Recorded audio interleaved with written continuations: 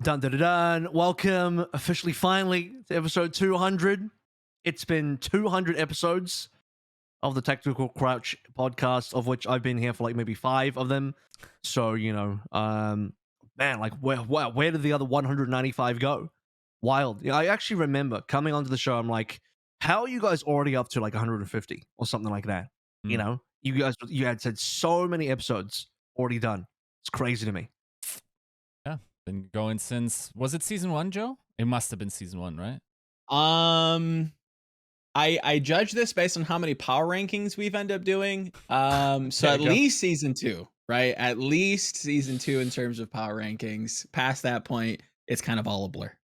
And you haven't even like bloated the content by like adding random like 6-second TikTok videos, like episode 87. It's just a 7-second TikTok video. Haven't done any of that. These are like legitimate hours long episodes, different features in them, multiple guests, of which I've been a guest at least a couple times. I think how many times have I been on the show prior to becoming a regular? Must have only been like twice. 2 or 3 times. I think it was 2 or 3 3 times, yeah. I didn't feel like a lot. So, like 100 plus episodes. I can't even remember. When did I join again? Like what episode count was it that I first came in? Late properly? 80s, I think. No, it wasn't. Right? I've not done 100 episodes of Is this. it No, early one- 90s? No, No. Like, I'm 180s. sorry, yeah, late 180s. 180s. Yeah, so I wasn't 5. I'm like, yeah, I've only been here for like 5 episodes. It feels like it hasn't been that long. Yeah. Come in, 180 episodes. You guys already had like so much that you've already worked with. It's been a long time. So this is a celebration episode. This is a celebration episode where we're not going to be doing our normal like roster shuffling, roster mania type of content in the off season. We're still not going to be talking about Overwatch 2 yet. We'll do that when Yiska gets around to finally acknowledging what Overwatch 2 is. And he's waiting for Blizzard to acknowledge what Overwatch 2 is. There's a bit of a line here in progression is in what order things happen. But what we're going to do instead is, we had some discussions. We had some back and forth brainstorm. Like, what do we do for episode 200? Like, we could all get into a hot tub. We could all try and fly to Yiska's house. Or, like, what are we supposed to do? And, one of the easy things and one of, like, the cool things to do would be, well, we should get some guests on. We've had, like, one guest on here since I've been on. And then that kind of evolved into, why don't we get more than one guest? And now we have a huge, almost mega episode. It's not like not mega and like super long, but mega in terms of like we're just gonna bring on like lots of people from previous guests that have already been on here, lots of our friends in the industry, etc. We're gonna have a big catch up with them over the course of the next couple hours and kind of have a joint celebration and about how TCP has gotten through 200 episodes. So that's what's gonna be today, guys. That's what it is.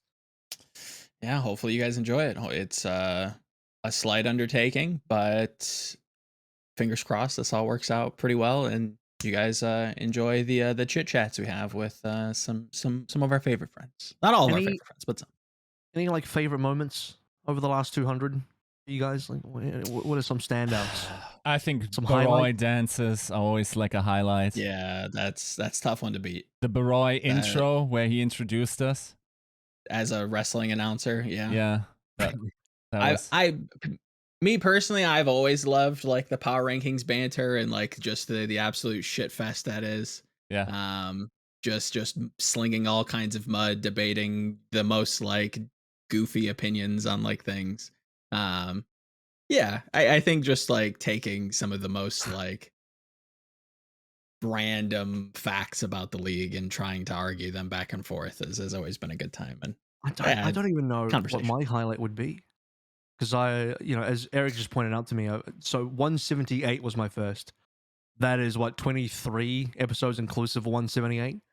So I mean, I don't know. I actually don't know. Within 23 episodes, what has been my favorite? Because I'm not trying to say like it's all just been one big blur, but like it's hard to point out. Like I don't know, like if there hasn't been like one very crazy episode. Maybe just whichever I go on a rant on, which is at least half of them, at minimum 50% of them.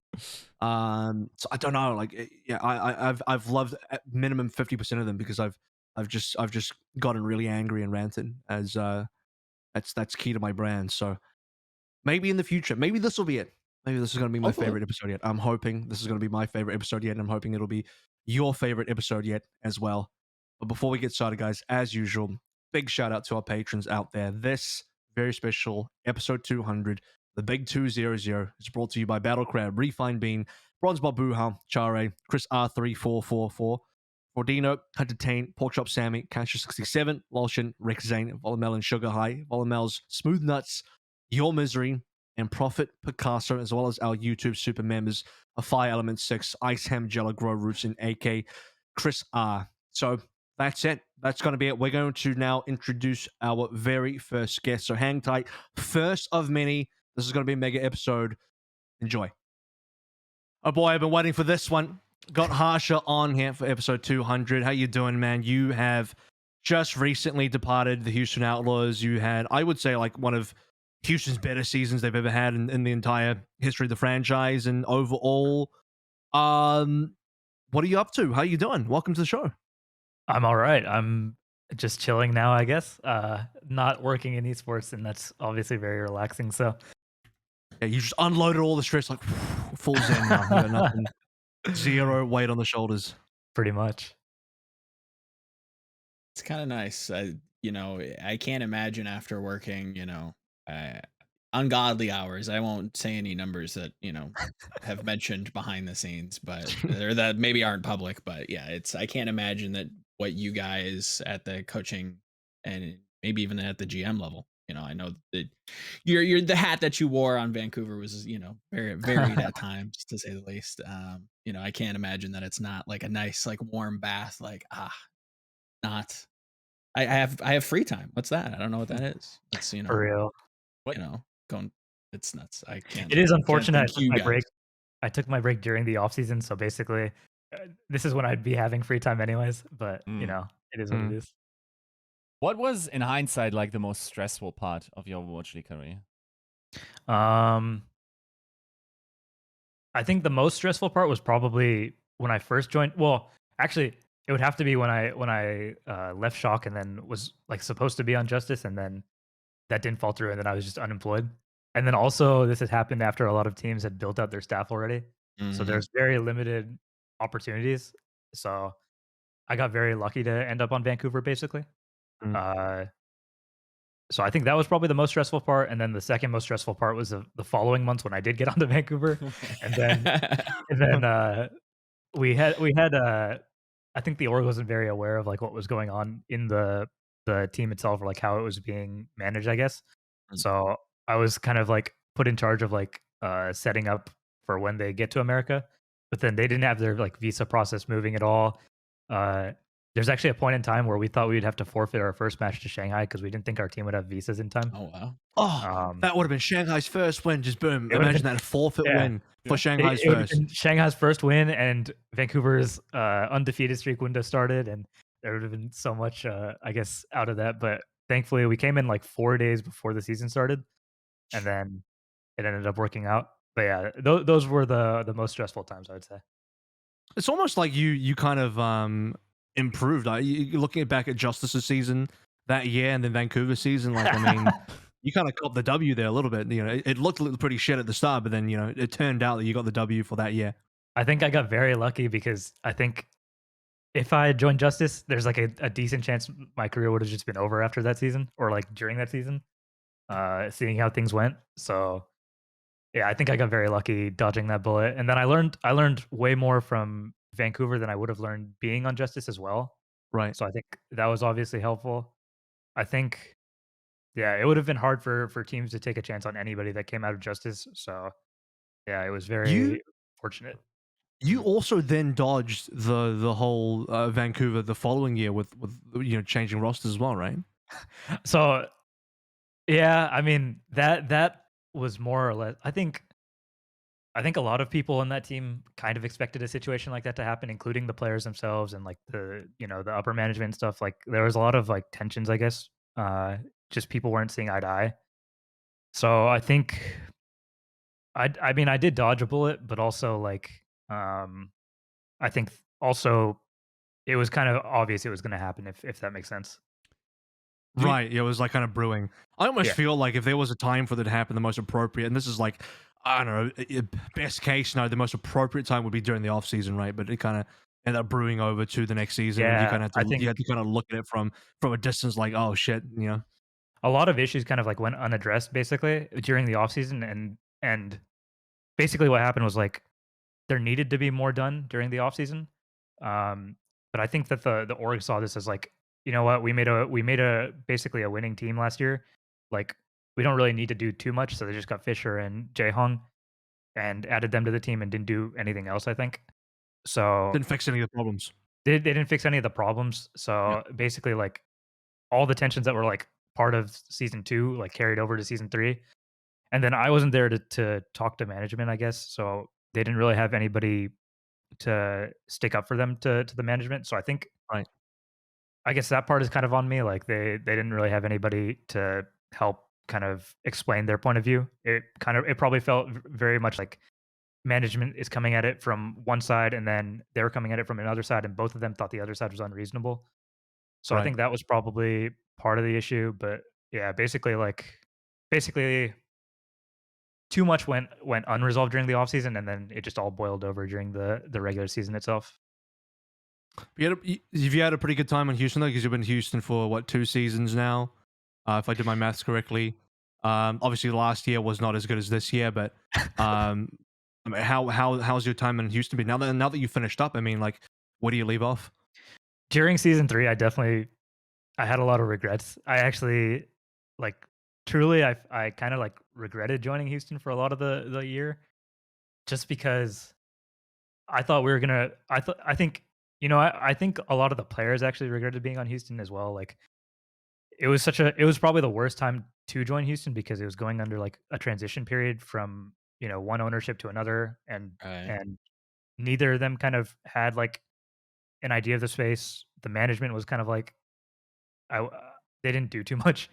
So um season 3 was like really hard because we just didn't have like support from anybody, and then on top of that we like struggled in game. So it was like we're having to catch up on 2 fronts, like from the Right. management side and from the in-game side. Was last year the first year with Beasley? I got the times mixed up. I don't know when Beasley actually came in. So season 3 was the first year with Beasley, and they came in fresh. Like they didn't I think they owned Renegades, but they didn't have very much esports experience, like, Right. to be honest. So season 3 was like a learning year for them, and then they kind of figured out their structure during that year, figured out how they wanted to run things, and then implemented that into season 4. So season 4 was a really good year. Um, so I actually enjoyed season 4 a lot, and then a lot of the regrets that I had like kind of went away because I was able to enjoy season 4. Mm. But for sure during season 3, like I felt really salty throughout part of the year. And I'm sure everybody on the team did too. Like it just felt like we all came into a losing situation basically. Um, but I mean, would you have preferred that or preferred staying on Vancouver, considering what ended up happening with their team as well? I mean, so what ended up happening was I ended up having 2 like major options, and it would have been either joining Paris or joining Houston.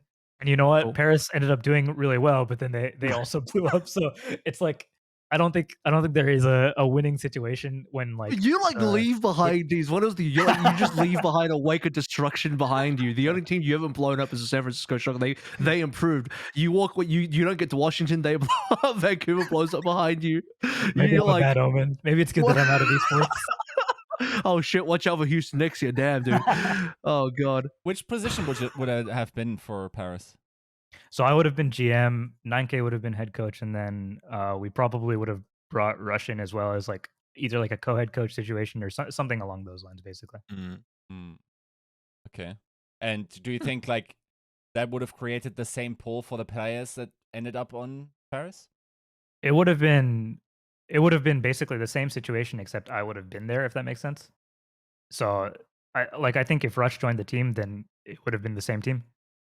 Right. Just because he had so much pull with like the Element Mystic people, and then Right. I know the French people really liked 9K, so I think it would have been like a pretty similar environment. But that's kind of like I can't really feel too much regret because like I don't want to just be on the team and just like work and not have an impact, I guess. Right. So it would have been kind of cheating in that sense. And I did, like we did so bad in Houston, but there were times where we were at least a solid team, and I feel like, and there were times where we were like really, really struggling. So I feel like I learned a lot from like how to avoid situations that lead to us like really struggling for the next year, and then how to make the most out of like what little you have from like the times where we're solid, because we're a solid double shield team, but then we're bad at everything else. So I think Talking about that this like year, no, for season 3. season 3. Okay, cool. Yeah. So I think that like I guess one of the good lessons it taught me was like how to make the most out of what you have, or like how to play to your strengths. So that was definitely a good thing. And then I think that the thing that it helped me the most in terms of like what I struggled with was like people management. Um there was just so many like we had a full roster when we didn't really need to, and it was constantly like a lot of like conflict, I would say. So I think it kind of taught me to like I need to address situations before they happen, rather than like and like kind of predict them rather than like being reactive. So I tried to bring that into season 4, and I think it did help with a few situations in particular. But like overall, it was just mostly like a learning experience. And like even if I was regretful, I'm still glad that I did it. Just to have those like lessons in mind. Yeah, it sounds like there's a lot of life lessons to be learned, you know, maybe not to do certain things, maybe to get out while the getting's good and enjoy a nice life elsewhere. You know, I guess that's can't fault you for blessing, yeah. that. For the I mean, thing, like, for the horror stories that I've heard, I can't blame anybody for getting out of that inferno, because I think that's pretty hot. you left on a high, though. I mean, like, Oh, yeah. for all intents and purposes, Houston, you ended on a high. I think that's better than a lot of people could say. Mm. How was like the whole staff situation this year, though? Because it was quite interesting. You both had a person who was a player and a coach in Jake. You had a person who was an ex-player moving to a GM role from Cool Matt, and then you were head coaching with Junkbuck, right? So it was like a lot of different, from my perspective, stuff going on from the staff POV. It's which is not, I would say, standard across most of the teams. So like, how did you guys work through who's doing what and all that kind of stuff? I think every coaching staff, like regardless of title, just has to like figures out a way that they work at the beginning of the year, and then maybe they have to patch that up and evolve throughout the year. But like I think titles aren't really something that's that important, because I know there's a lot of teams where potentially like an in-game leader is like the head coach, and then like an emotional leader is the assistant coach, or vice versa. Or in like Houston, Junk was very much like an upfront person, and then I was kind of like trying to do things behind the scenes, if that makes sense. Mhm. So it very much like it just depends on how you work, and like what personalities you have and stuff like that. Um, so I think from that end, like it does look weird from the outside having like having a co-head coach situation, which was unique this year, and then having a player coach. I think Jake in general tried to either be doing one thing or the other. So like if he was playing, we just treat him like a player, and if he was coaching, Mhm. we treat him like a coach. And that generally was like the me and Junk's decision whether he was which one he was doing at any given time. And then for Matt has always been like very, I would say, mature. So I mean, he's old, but he's been a mature person, like even as a player. So I think he was doing stuff that a manager would do in season 3. Like he was helping a lot on the org side, and then it felt pretty natural for him to step into the GM role, like as the offseason went on. So like he worked really well with me and Junk when we were building the roster, and then I think he like learned a lot from the first year as well of his new role. So I think he's a pretty good fit for a GM, and I think he was Mm. really helpful for us. You kind of mentioned Jake there for, talking about more intangible roles and what those could mean. And some of them are a little bit more indistinguishable. Maybe it's more of a spectrum for certain people. When you look at Overwatch 2, do you kind of lean more? We've debated this kind of on the show a little bit as well. So I'm interested in your thoughts. Are you leaning more on the kind of would you lean more on the intangible front about looking at players who maybe are a little bit more team centric, who have some sort of leadership qualities at a higher weight than you would previously? Or are you, more in the bag of, let's get the hard hitters, let's go mechanical skill over intangibles? So I'm of the opinion, and it doesn't seem like a common opinion amongst non-coaches. I think that my opinion is in line with, I guess, a decent amount of the coaches in terms of I think you should just find the best mechanical players, and then if they're in an environment that they enjoy being in, Mm, they'll naturally be very communicative and like not need as much like microing around and stuff. When all the best teams, like, so I guess when I was on Vancouver, or when I was on Houston when we were strong, like whenever we were in those situations, the players like had so much fun playing that they were like just communicative by default. They didn't need like a strong central leader. If you ask me like who's the IGL of Vancouver, for example, like I could say all 6 players uh that were starting would like have their moments of like being a leader in the game. mm, So it's I think naturally when you just have a strong team and they get comfortable with each other, it's not as important of a thing to figure out. Like the communication will just naturally flow. mm, Um, so I would just say getting the best mechanical players and making sure that they can communicate on like a baseline level, and then raising that bar higher and higher as the year goes on. I don't think you need like a mega mind who controls everything behind the scenes. I right. think that that's generally a band-aid fix for when teams are struggling, is like Mm, having someone micro them around. And um I guess, for example, like we did do that with Jake when we were struggling. We're like, okay, we need a voice mhm, to lift us up. And then that would be part of the reason that Jake would come in sometimes, is because he was able to bring more like ideas to the team, and then that would naturally make everybody talk more. So I think as long as you have like a solid team, it'll just happen naturally, basically. What do you Jake think? the Megamind. What do you think about the idea then? Because like some teams, let's say Washington or whatever, have said like you can't just like stack the best player in each role and expect them to have results. You think that that's probably like misguided, and they should have like just mega stacked their backline as well, and like even if they have egos, it doesn't matter as long as you're crushing. Like I mean, they didn't stack their roster, and you saw like the level of talent compared to the level of results. So yeah. mm, it's like yeah, I think if they did, like they wouldn't have been subbing Tuba in for Brig and stuff like Yeah. that.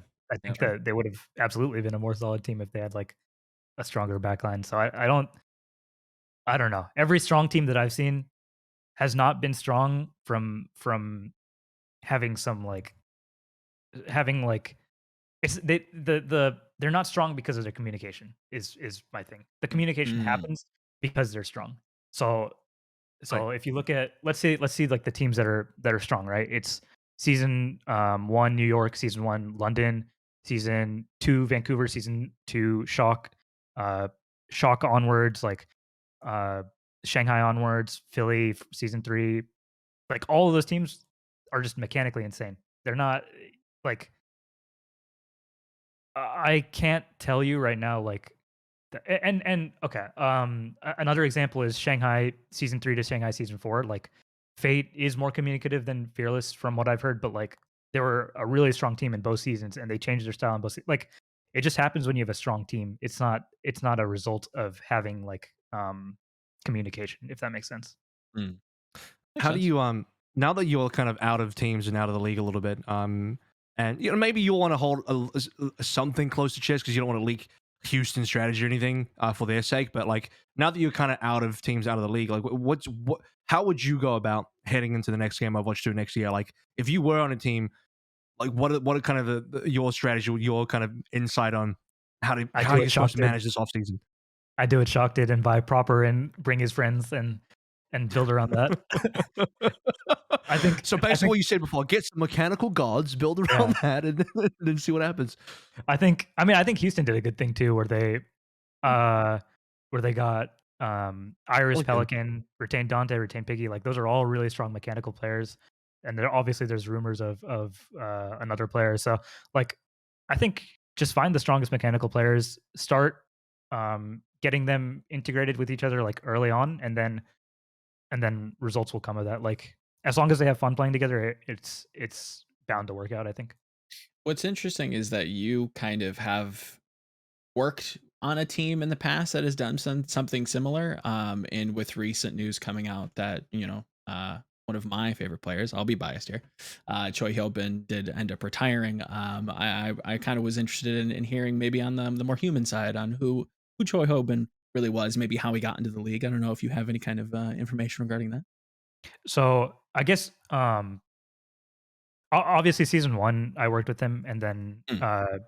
I probably a span of like 4 or 5 months total.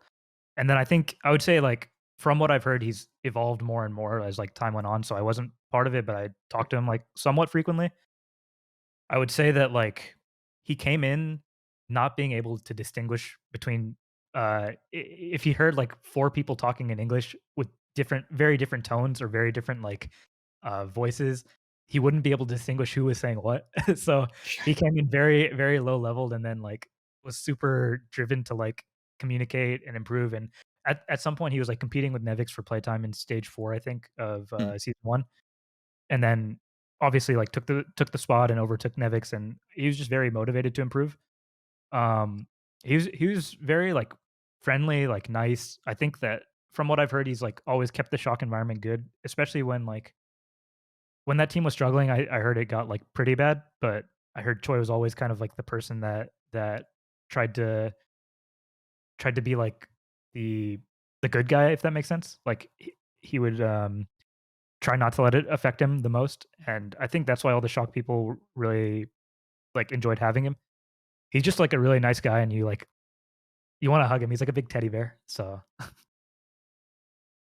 Any other like That's good to know. any cool moments from the shock? Because we kind of talked about your time on your previous teams, especially Houston and also Vancouver. But like dude, the shock feel when you were on the shock for season 1, that feels like forever ago now. So I'm even barely remembering what happened that season. But obviously, shock ended up making some big changes and becoming champions. This is the one time like after you left, they became champions. But yeah, I mean, how was that year for you? Because it was like the first year. I mean, I suppose everyone was just kind of learning, right? Everyone was just kind of figuring out what yeah, Overwatch League was. I think that was the thing. Everybody was learning, so like nobody knew what anybody like. All the teams, all 12 teams, except for it seems like New York didn't know what they were doing. And that's why New York was just a step ahead of like every single team in the league until obviously they faltered in playoffs and all the sandbagging stuff and everything. But I think that like everybody was learning, and then I had to just like take in a lot because it was my first year coaching in esports as well. I think stage 4 was like one of my favorite times in all of my Overwatch League experience, though, because it's when Hmm. Krusty came in and like 9K came in, Chris, who's the GM now, came in, and we're all like getting to know each other. We're like, I think Krusty really wanted to make like a very close environment where everybody is like familiar with or like friendly with everybody. So we were always like drinking every night while we were watching scrims and prepping. And Nice. it was definitely bad for our livers, but we like became very close during that time. And I think that like looking back, um, it's definitely the best environment to have like staff in is like where everybody's super close. So I think that Mm. was um obviously one of the better times that I've had in Overwatch League. Obviously that got a lot harder with COVID in season 3, but it uh I think teams are in a better situation now where you can actually go out and stuff like that. So um I think that was probably the time I learned the most from like how to bring people closer together, and it's kind of like we saw the most improvement during that time as well. So I Yeah. think that's also why it stuck with me a lot. I mean, you've had a really long and some really great highs in your career. Obviously, season 2 with Vancouver was fantastic, and then you leave on a big high with Houston having probably one of, if not their best season as a franchise ever. So thank you so much for being on the show. Thank you so much for being part of TCP episode 200. Any like final words to maybe Houston fans or anybody that is kind of wondering what's the future looking like now, or maybe specifically for you and like, where you're going, moving on from here. Any final shout outs from your end?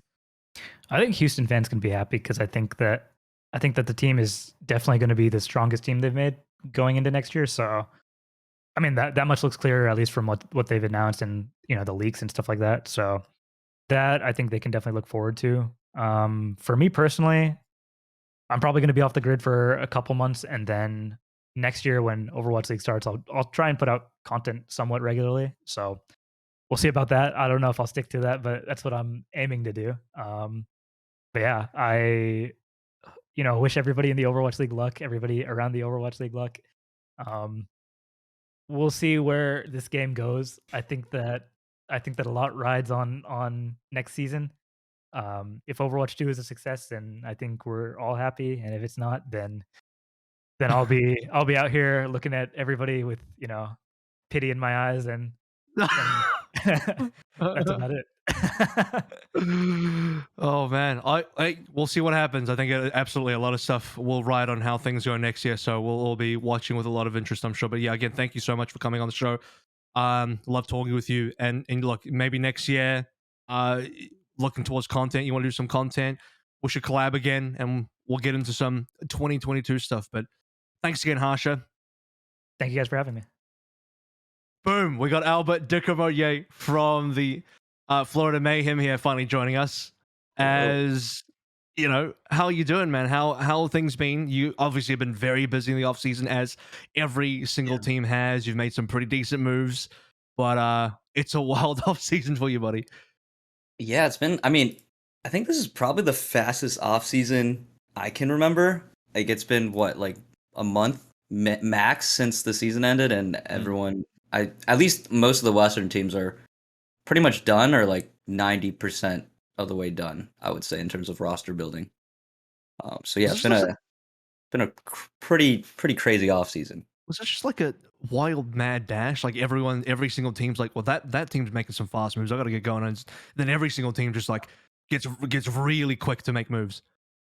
Yeah, I mean, as I said before, like, it's just an arms race. Like, once I don't know which team first pulled the trigger first, but once people started open trials, people started signing players, then every other team was like, we can't sit around and wait because all these players are getting snatched up. Like, we also have to compete. We also have to move up our own off-season plans. So that's kind of what happened. I wish there was like some sort of embargo until like next year, or maybe until we see like the Overwatch 2 beta, because it'd be great to actually trial on like Overwatch 2 instead of Overwatch 1. But here we are. So, and then the opposite things happens, and you have like one of the fastest off seasons ever, where like don't even know what the next game looks like yet, and then you have this like really speedy, expedited off season. Damn. But yeah, so, like, I mean, basically we're Iron Man. Like, we built a roster in a cave in like 2 weeks with scraps. Like, essentially is what happened. Like, but it's quality. You got that Mark 1 suit. Hey, still a quality suit. Still a quality suit. The Mark 1's it works. It's very good.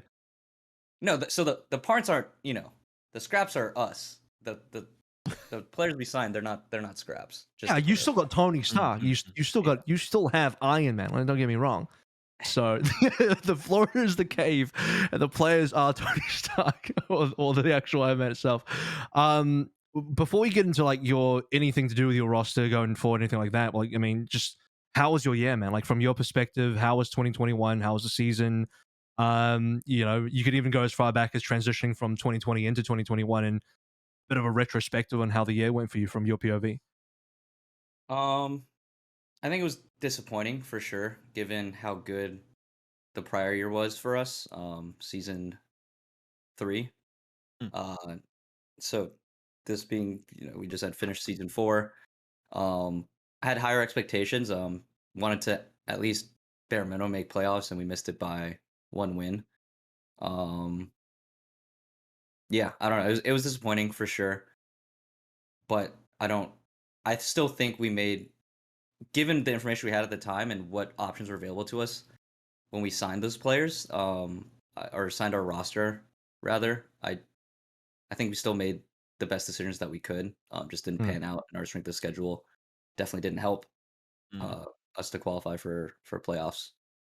But yeah, I mean that's kind of slowly not forgot, but like slowly kind of pushed that, compartmentalized that, and kind of focused on the future this past month. So I guess like some good lessons then from the season. You know, some takeaways to take with you for future seasons. Because I mean, I on paper your players are still really solid across the board. I mean, I totally agree that, you know, for what you had at the time and the information, all that kind of stuff, you kind of picked up the pieces you felt were like really good. And I look at your team and I think, yeah, that sounds about right.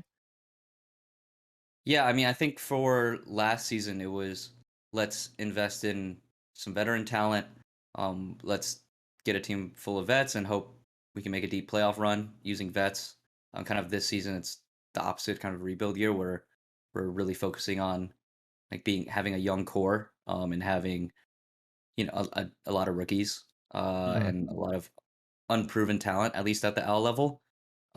Because for us, when we trialed, we decided, me and Gumbo, when we talked about it, it was like he really wanted to filter for mechanics, because we thought like just Overwatch 2 is a new game. Nobody knows how that game's going to play.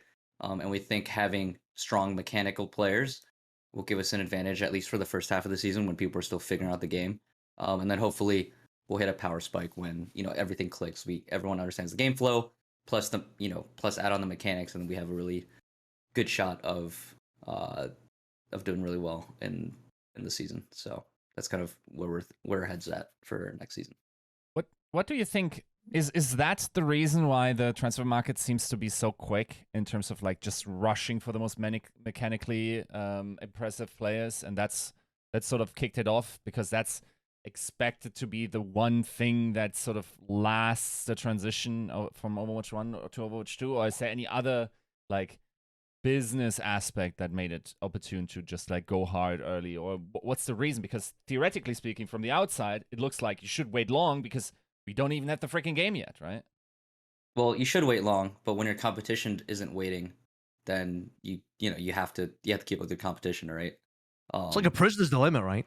Yeah, I mean, like you're looking at these players like, oh, I'm not sure if he's good, but then some other teams sure they're good, or like they're sure enough that they're willing to give them a contract, and then you're just sitting there, you can't just twiddle your thumbs, right? You have to figure out, okay, who's the best that we can get now, since the timeline is right now, and that's what we had to do. So after I hired Gumba, we just plugged away like for about a week and a half, maybe 2 weeks now. Like at this point, been up till like 5 a.m. just talking Overwatch, talking strategy, talking like recruitment, talking everything that we're looking at, deep diving on VODs of players that we've trialed. So yeah, we've been in the lab for like the past 2 weeks, just working away at the roster. What do you think the alternative is? Like in terms of, let's say you're a team that, I mean, there are some teams that have announced 0 players, like the Valiant and whatnot. Is there a world where that ends up being advantageous in some way because they waited so long and now they still have their full budget left and can like see which players actually are good in the game? Or is the January deadline for 5 players already like destructive towards that goal? So I think Valiant's an interesting situation. I'm not sure what their roster direction is for next year. If it's still Chinese, I think it's or mainly, or if it's still a full Chinese roster, I think they don't really necessarily need to move their timeline up, because right now it's mostly the Western teams that are moving fast. I think the only other team in APAC I guess there's 2 teams that have announced, right? It's just Guangzhou and Seoul that have announced pickups. Whereas Guangzhou's picking up, I guess, not like star players, but like they announced develop, right? I just want to make sure, like, I'm not. Yeah. They've also retained their roster. Like, they announced develop, but they retained so many players that I think Guangzhou already have 5.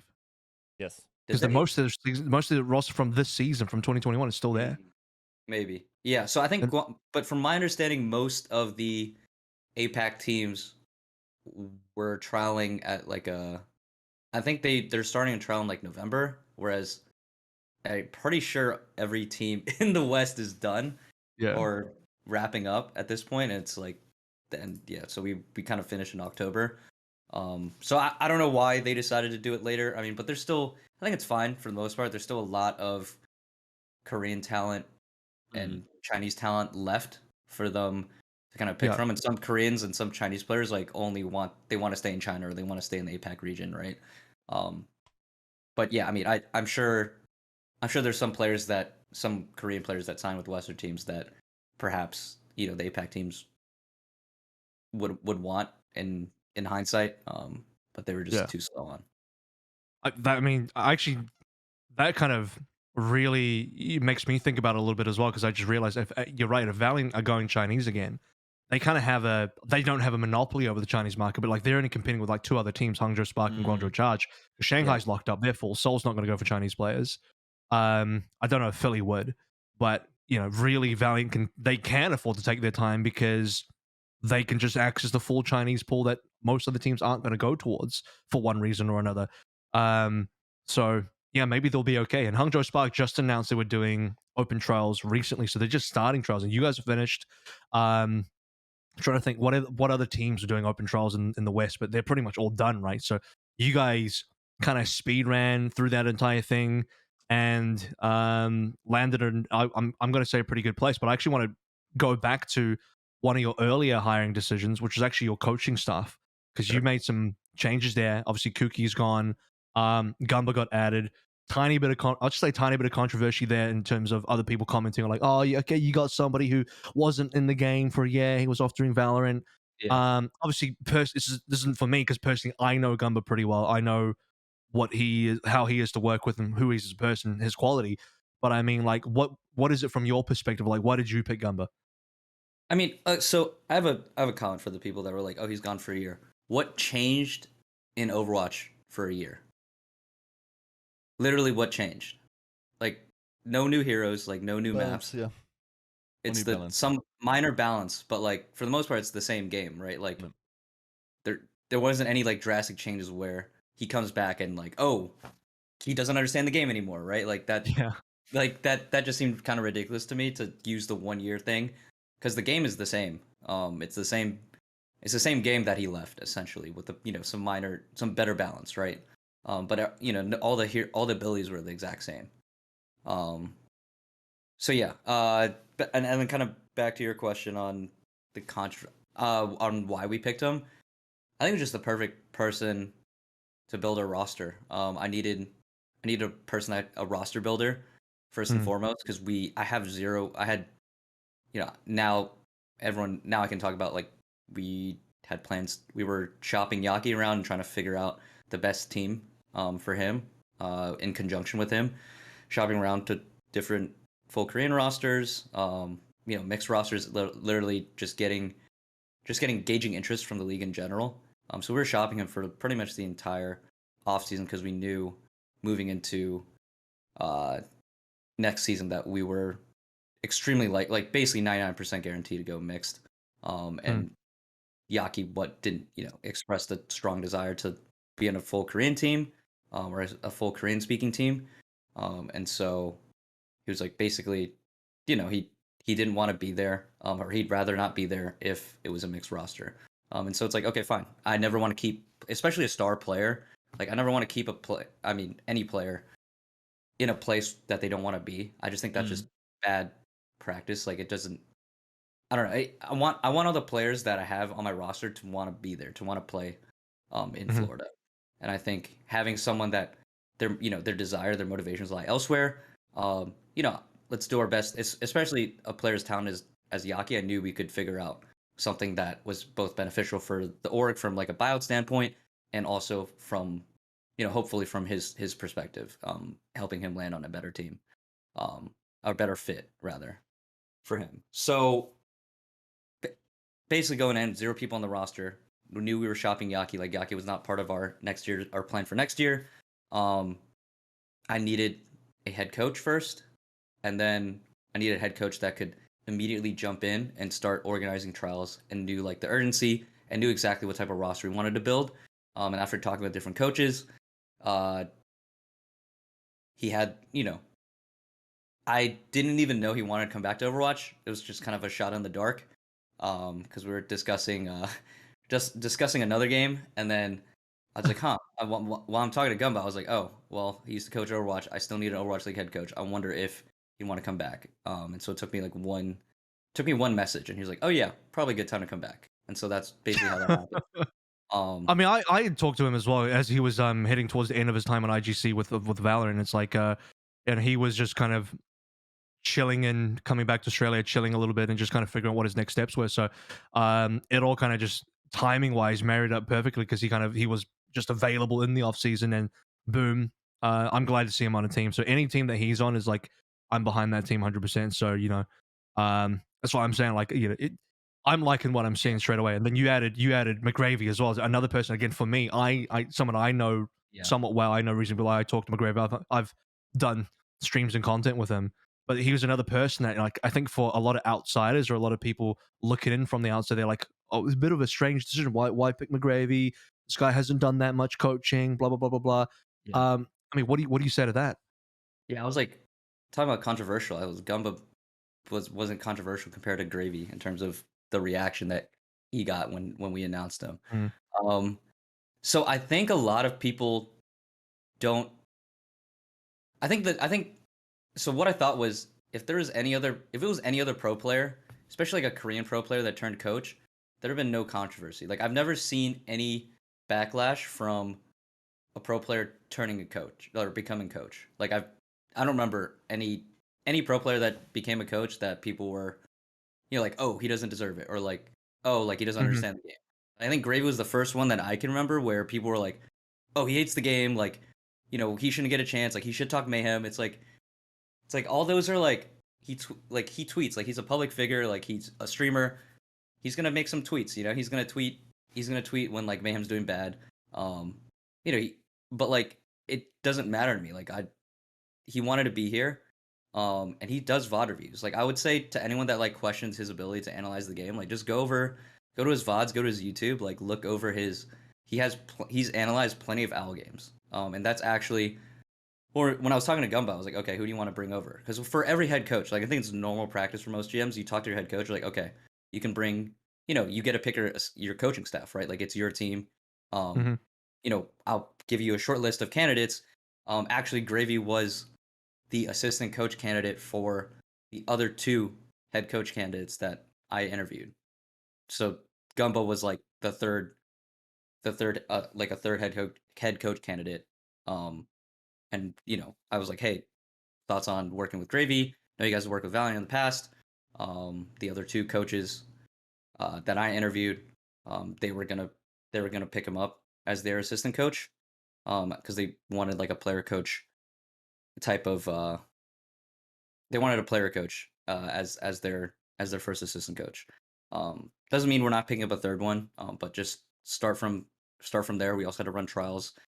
Gravy's also closer to the scene, because Gumbo was away for a year, so he wasn't as familiar with like the current talent, whereas Gravy provides that additional context along with myself. We could kind of cover like, oh hey, this is what happened in the year, this is where the talents are. So that's how that was how we were able to filter out, like when we did the trial sign up, looked at all the players, me and Gravy went through, it was like, okay, like these players we think have promise, these players, maybe they're unknown, who should we trial, who should we, because we had to be very selective of our trials because we had to catch up. We were already behind the other Western teams in terms of trialing, so we had to accelerate our trials and be very picky with who we brought to trial, because we didn't have much time. So yeah, I mean Gravy, I think I've worked with him before. Obviously he was on Mayhem for a brief period of time. I think he's a great guy. I think I'm not hiring him. Like the stuff that he tweets is like very different from like his coaching. Like it's like I feel like people can't separate like, oh, this guy's shit posting and then like he's an actual good coach. Yeah, But just separate the persona from the real person, right? Yeah, like you're like, oh, like this guy that just like dresses up as diva and like tweets at Halsey, right? Like that's what they think of him. But like he's a pro player. Like he has, I'd say a lot of pro players make they just because they haven't coached doesn't mean they don't understand the game, or they don't have leadership qualities. Like they were a player, especially for McGravy, the type of player he was. Like he wasn't the most mechanically gifted player. He kind of was like a leader, a caller, and that's kind of how he played the off tank position. So I think he brings a lot to the table from that experience of just being like essentially a player coach in the server when he was a pro player, and then now, as an actual coach. Just to clarify, so nobody misunderstands. When you're saying you wanted a player coach, you mean you wanted a player that transitioned to coaching, not like someone like Jake who can play and coach at the same time, right? Yeah, no. He's not. He's not. I'm He's sure not on the McGrave would roster. be a good backup, like like an emergency sub. Yeah, we have an off tank already, so tank position's full. So yeah. But do you know how that works? Are they just signed onto full player contracts? I assume, right? Well, you have to be signed on a player contract to play in the Overwatch League. So yeah. Right. So dream's dead unless you give him a contract mid-season, I guess. Yeah. Give him a little 30-day. I mean, I'm not gonna say it's never I don't know. I'm not gonna say it's never gonna happen, but very extremely unlikely it's gonna happen. And we'd be in dire straits if we had to put Gravy in as tank. Yeah, Yiska's just asking because you got the Mayhem fans who are like, oh, but what about the OG checkmate thing again? It wouldn't be the first time, but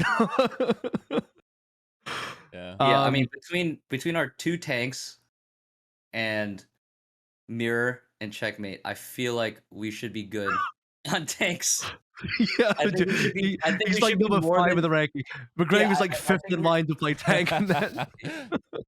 because Mirror can play off tanks. Checkmate, I don't know. I mean, he's played tank at the OWL level. Who knows? Like I don't know. Between those four, I think we should have tank covered this year. I Oh really my don't god. see us eating Gravy. Yeah. One position, you're like, dude, okay, we've gone through 4 people for one position now. That would be insane. Because so you mentioned a bit more of the extended roster here, like so, and also I think earlier when we were talking, you kind of saying that at some stage you realize you were probably going to go mixed. I mean, like what's the sort of timeline there for you, or like the thinking of how the team was going to evolve between the 2021 roster and the 2022 roster, and your sort of philosophy in that transition? I think just looking at the market and assessing our budget and what would give us the most bang for our buck. And it was just very clear it had to be mixed. I think initially the Western market, it could have been full Western, but then as the offseason went on, it seemed like every single team was trying to go Western. So when more teams are going Western, that inflates like the prices of the players. And so then there's these Korean free agents, and it was like, okay, well, we'd be dumb not to pick up, a Korean free agent that if we thought, at that position they were better than their Western counterparts at and cheaper, in some cases. And so for us, then it was like, okay, well, looks like we're gonna have to go. We're gonna go mixed because it just makes more sense in terms of, in terms of being competitive in the league next year. Is there like a role that you currently look at in the market and go like, okay, there's like a scarcity here? Because I think I remember, for instance, last season, like Western flex DPS were pretty hard to come by, right? For instance, that was one. Is there something like this? Flex DPS in general, Yeah. there's really not. It's like a super top heavy position. Like I think there's your like Fletas, your Yakis, your, I don't know. Like I always think of proper as like a hit scan flex more than like when I think flex DPS, I think, dude. huh? He's everything, dude. He's Yeah. Like, you can't even put him in a basket. It's just too hard. Yeah, but when I think flex DPS, I think of maybe I'm more traditional. I think of like someone that can play all the projectile heroes plus like has, or a significant number of the projectile heroes. Whereas for proper, it's like you can play all the hit scan heroes for sure and has some projectile heroes, right? Like I don't know if he can play every single projectile hero. He's got the Hanzo, Genji, Pharah, Echo. What? Unless we're getting into the Junkrat territory, like Junkrat, that's your pretty Maze, much it. your Oh, he has played May. He actually has Orb. played some May as well because he's had some other people take the hit scans on as well. So this is the funny thing, Albert, is when you look back at his history, his DPS partners outside of Pelican have been like hit scan players like Merit and Kilos. So he's had to move into those May kind of positions, right? So Proper's kind of done both sides. Yeah, he's on both sides now, but it's like in out like Yeah. what is he, what is he actually, right? Like I think same thing with Glister, right? Glister played a ton of positions. Yeah. But it's like I feel like he's because I watch a lot of proper, back when he was on O2 with Pelican, and Pelican obviously played most of the projectiles, and Proper was really focused on like the tracer and the hit scan. Like both of them can play tracer, obviously, but Proper was more on the looked really, really good, like top tier on the hit scan. Not that he's not top tier on the other projectiles, but I just think as a base, like he started there and like he's grown as a player. But when I think flex DPS, like traditionally speaking, like okay, well, I mean, I'll throw him in there. That's fine. Like proper leave, Maybe Profit, Kevster, maybe.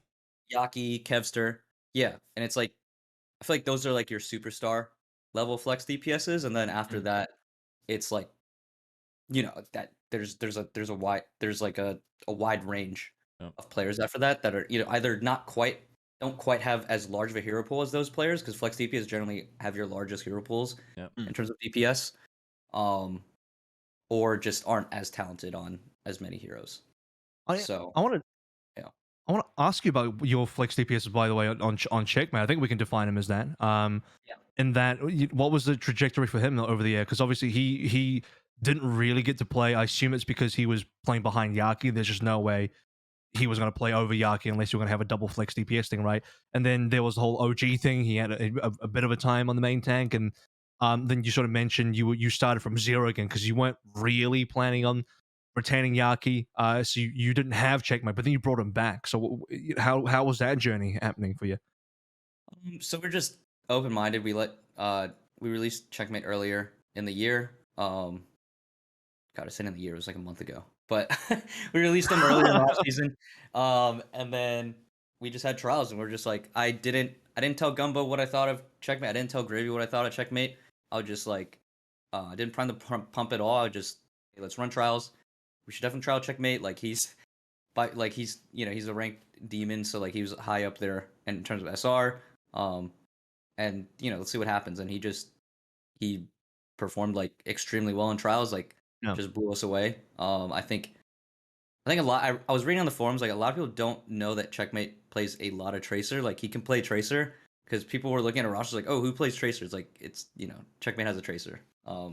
But it's all the people on Reddit that have never watched Contenders Career. They don't know about Checkmate properly. I knew about Checkmate. Yeah, they just know Checkmate the main tank.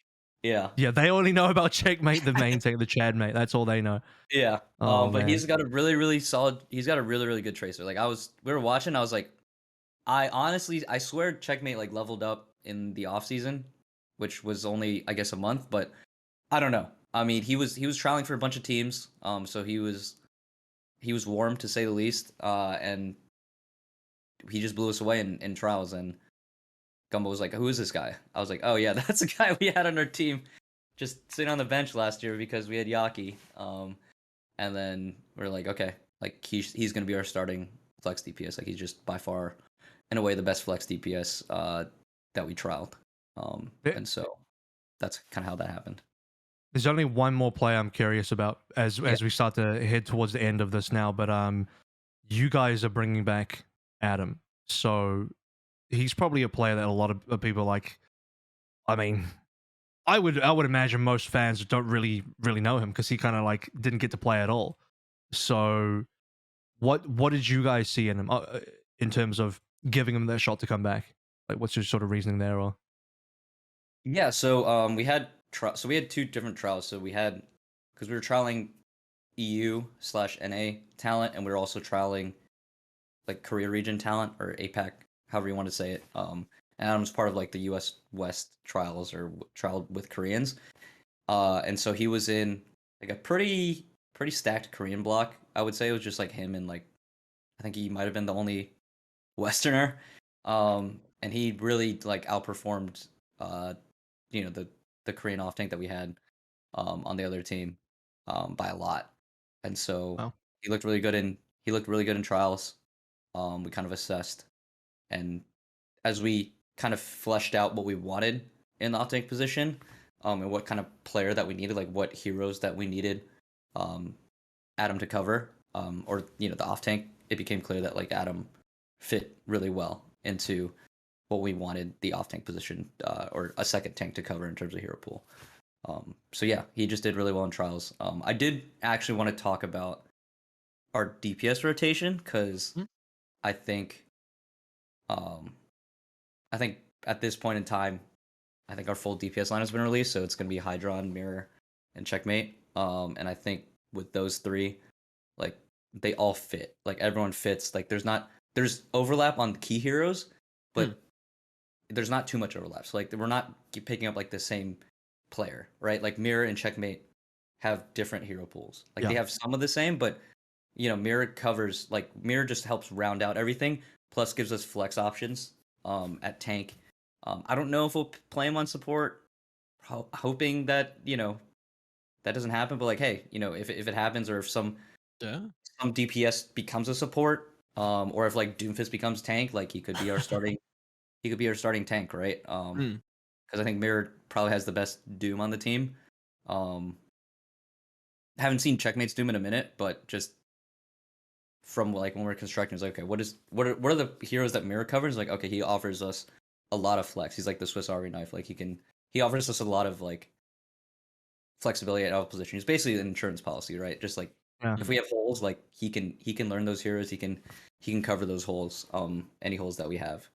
Or if there's like a silly hero meta where we're playing Torb or Junkrat or a lot of Doom. One of these new heroes, who knows? Yeah, no, I mean, and he cover he has some standard heroes too. It's just covers everything. And then Hydron, hard hit scan, also can play Tracer, but Hydron would be our our dedicated hit scan flex. He's got some flexibility there, but obviously he'll cover most of like the hit scan heroes that we need. When it comes to kind of at least last question for me, at least from past memory, I know that you're a big basketball head, so I was kind of interested to see where you kind of think the 2022 Mayhem maybe aligns with maybe an NBA team. Any kind of similarities, any comparisons that you might draw? Like, oh yeah, we're feeling like we kind of look like the Bucks, but like we play like the Pistons. But I'm just trying to pull any kind of NBA teams that can come to my mind. I know the Pistons suck. Hello. Yeah. We're like a hipster roster, I would say. Like you look at our roster, and it's like if you look at the players, and if you like deeply understand Overwatch or like deeply follow Owl and like are into it, like you're like, oh wow, this is like a pretty solid roster, right? But I feel like to like a casual fan, it's like these guys suck, But it's like, but like if you're a hipster, like you're like, okay, there's some exciting talent here. Like I think you have to watch T2 to know these guys, right? A little bit. I mean, I also like look at the ages of our team. Like we signed, we're gonna have like we're gonna have a bunch of 17-year-olds. I think the oldest player would probably be 20, unless we sign. Yeah, probably 20 or I mean that might be our oldest player. Like Mirror's right now, like Mirror and Checkmate are like our two oldest players at 20. So it's like a super young core. Maybe it's hard because like the NBA has drafts, right? And so it's hard for me to categorize. So who's like an NBA team that's on the younger side, maybe a little bit more in the weeds of like, okay, you really got to look at the numbers, you really got to look at the stats, Maybe worse than fans give them credit for, or better than fans give them credit for. Other way around. For some reason, I'm either leaning Rockets or Pistons, because Rockets have a bunch of young rookies that they drafted as well. Probably one of those two teams. Okay. But like, I think Pistons is weird because like Cade Cunningham's pick 1, and it's like that'd be like proper essentially, and we don't have proper, so that's kind of a weird one to me. I don't know. Anyways, you and 19 teams don't have proper. Crazy. Yeah. Yeah. Right. Yeah. But I'm saying it's just weird because like because that's like I don't know. Anyways, I think it's like any young NBA team that has like a lot of promise, a lot of upside. I think that's us. Just underdog team, a lot of fight. I think it's gonna be. I think I would consider ourselves the most interesting team once it's all built or finalized. Like I think we're gonna be the most interesting team in the league. Like in terms of like roster build, like potential pop off potential, and just we're gonna be a fun team to watch next year. Like I'm positive. Like, we're must watch TV. Like you're gonna want to watch like people like 7 players, at least 5 different nationalities, like duke it out. Like it's gonna be a fun season. Give me some behind the scenes content too if you can. I'm sure there'll be some real cool stuff back there. little bit of McGravy on the side. No, you guys, the roster's looking solid. It's looking like the United Nations a little bit. It's like Yeah. collecting flags out there, yeah, but just like what flag don't we have? What nationality haven't we collected on this team yet? But it's just actually super solid. Young, hungry, motivated team.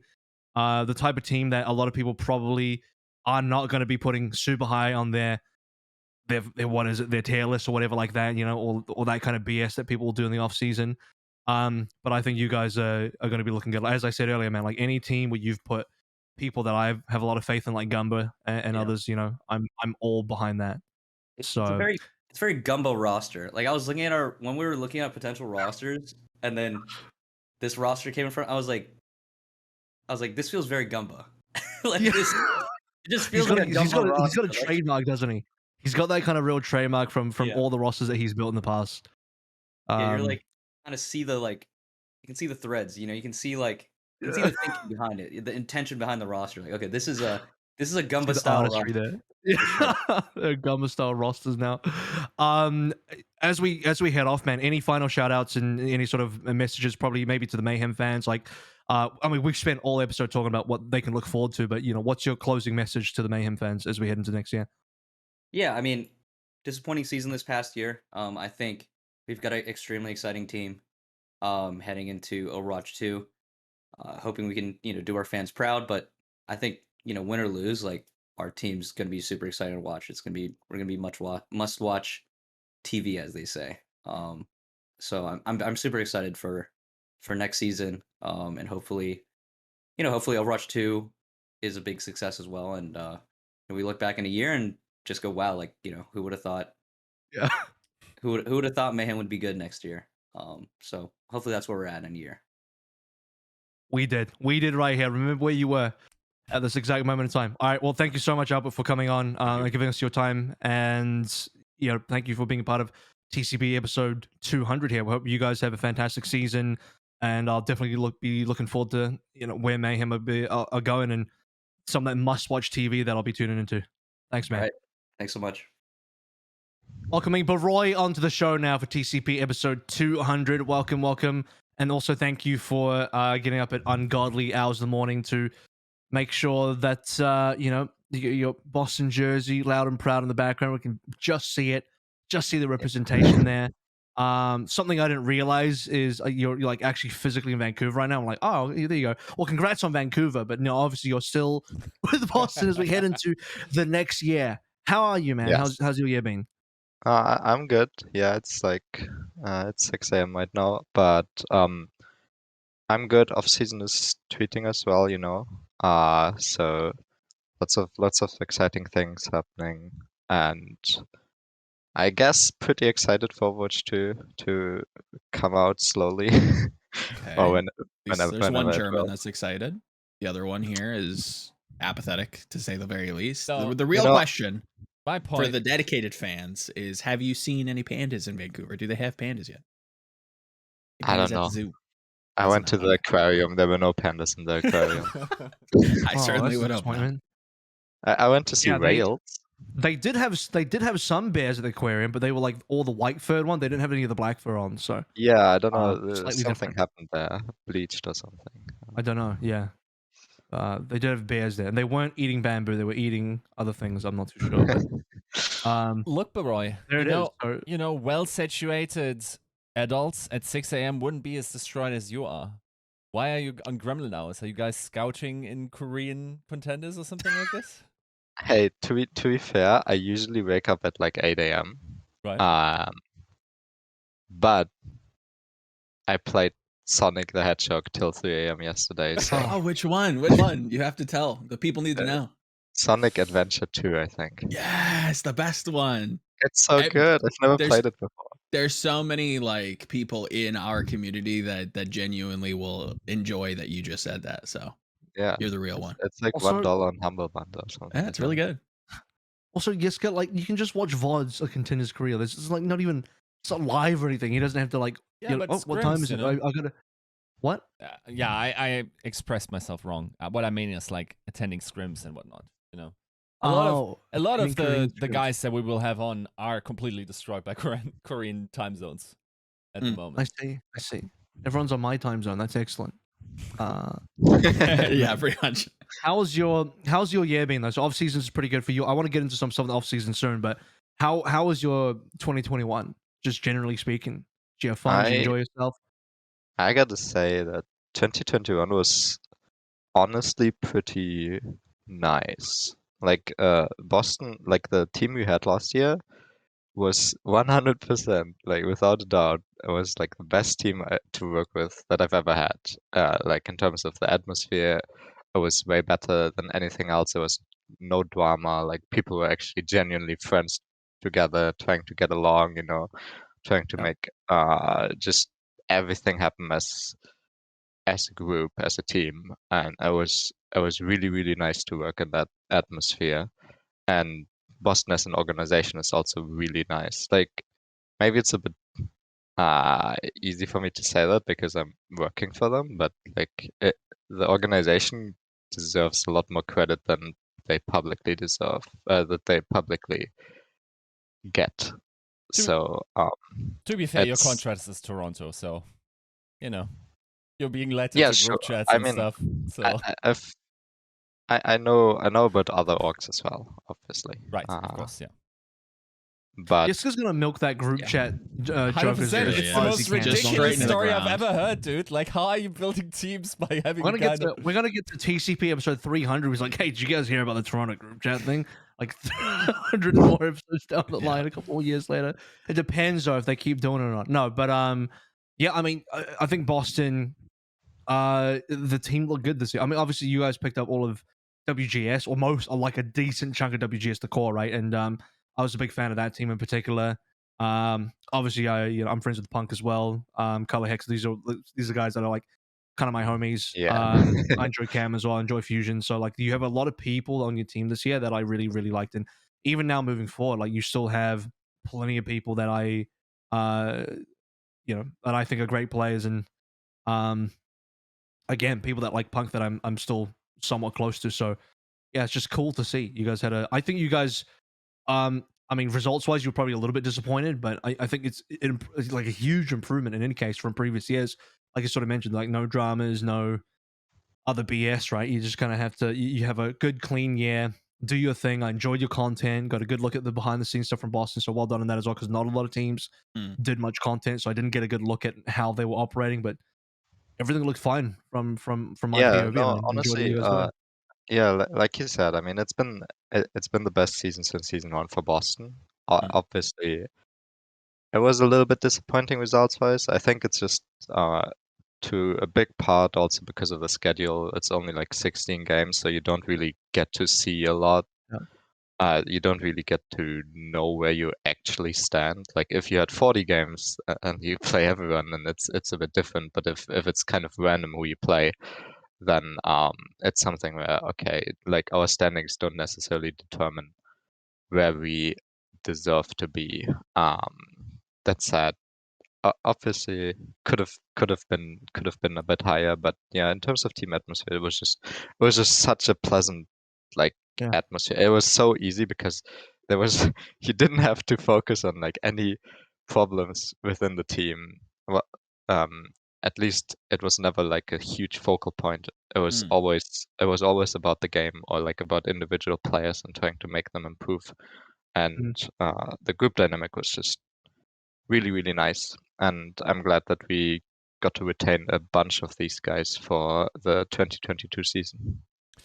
I'm curious about one real thing before we move on from anything like this about your season. There's just one thing that I wanted to kind of talk to anyone from Boston about. And feel free to go into as much of this as you want to, but I'm very curious about that day that you gave the 1-0 to Vancouver Titans. Like, how run me through that day a little bit.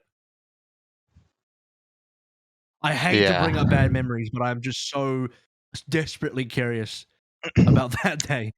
So I think like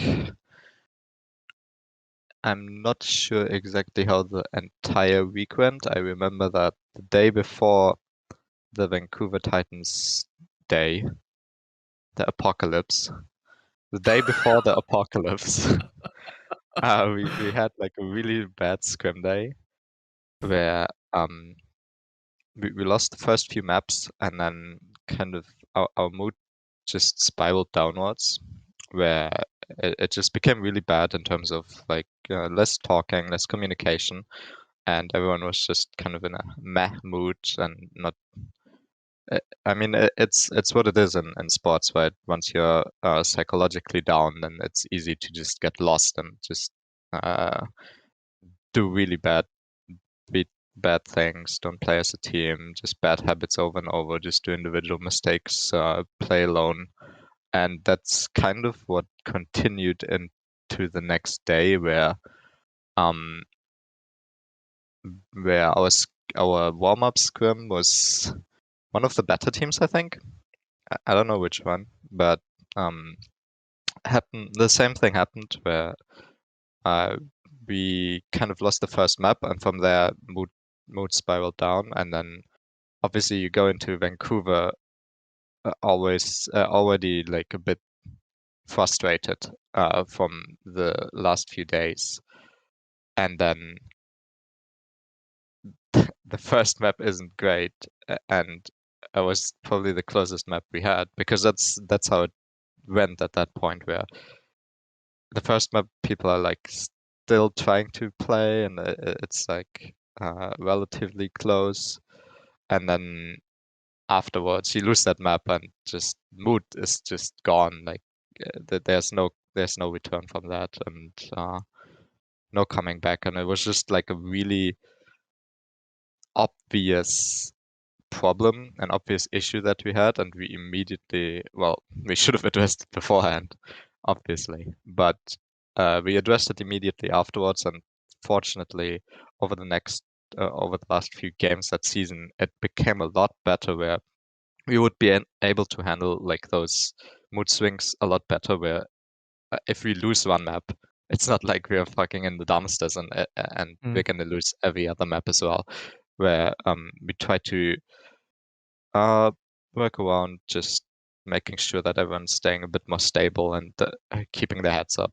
And that was a big part of the work we did, like from there onwards. And I think we did well in terms of that afterwards, or better.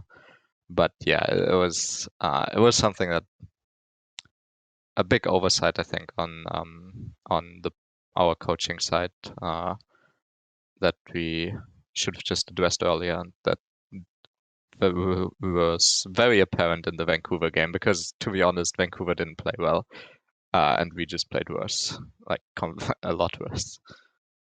It probably sucks for you, but I can guarantee you that was probably like the highlight of Vancouver's year. So you made their entire season for them. It was definitely.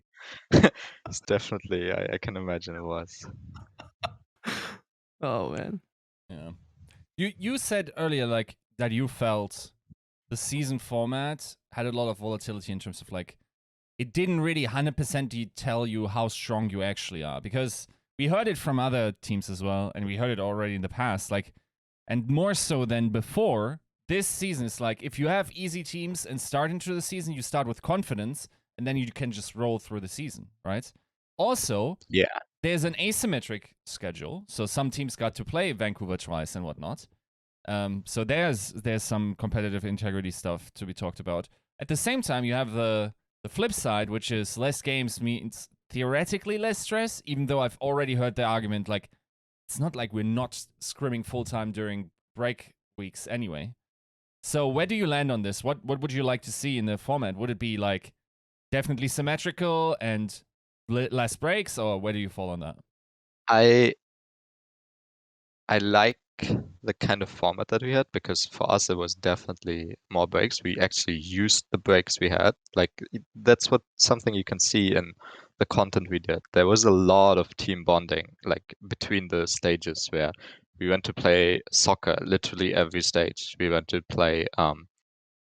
go play mini golf and play bowling or whatever.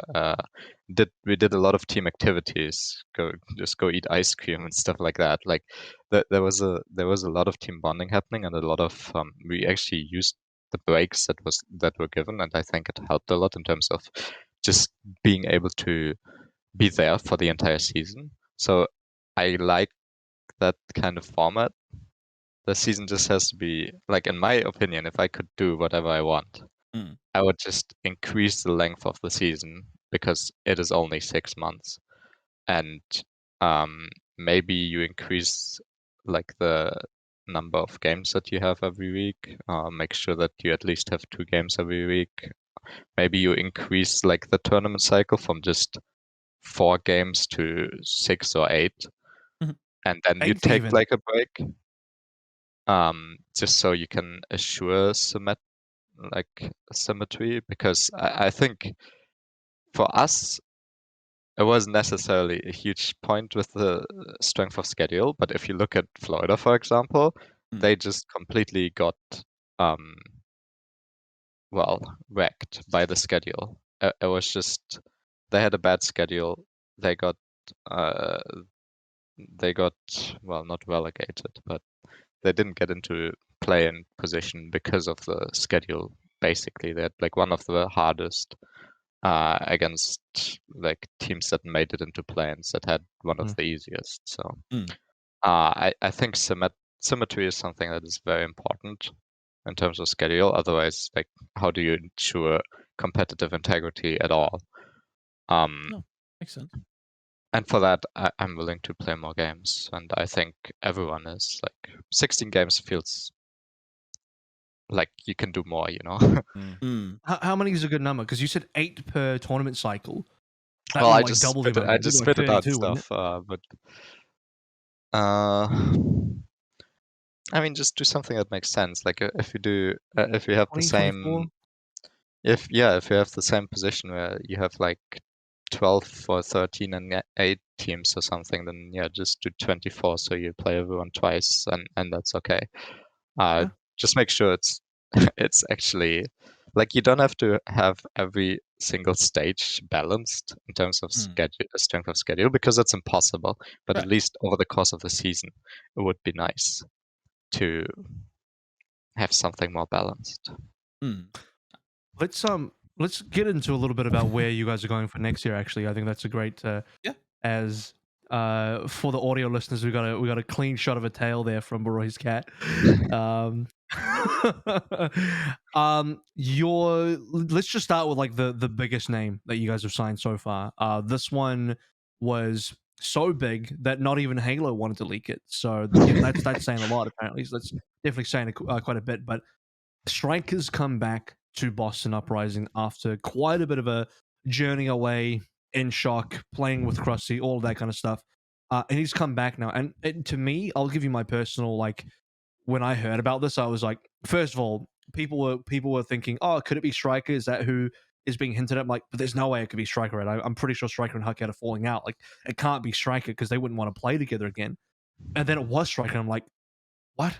But how does that work? I'm like, I don't hate it. Like in a vacuum as a player, like cool, he's a great, he's a very talented player. But like, as far as I could see from the outside, like I'm not talking about any insider info here, but like, yeah, there was like a pretty public kind of thing where, Striker wasn't too happy with Boston in season 1 and potentially with Huck. So I don't know. Has the hatchet been buried there? Are they all good now, or do you have to sort of segment them in different rooms? And they can't be in the same room at the same time.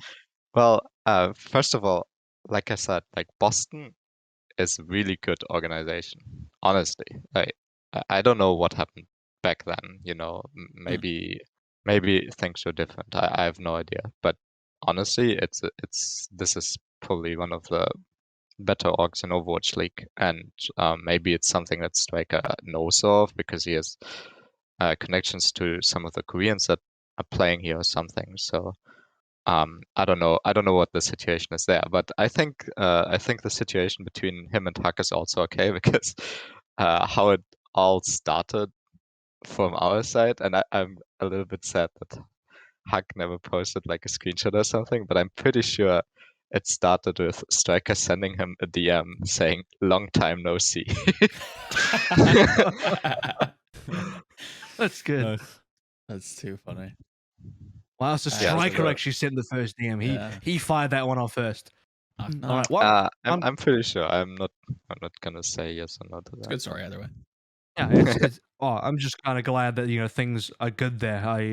you just talked about how this year was like really clean in terms of everyone getting along, and while you were saying them back in my head, I'm like, so how about next year then with Striker? But I'm glad that it's like it sounds like it should be all good. So that's pretty Yeah, cool. I like the rest of the roster.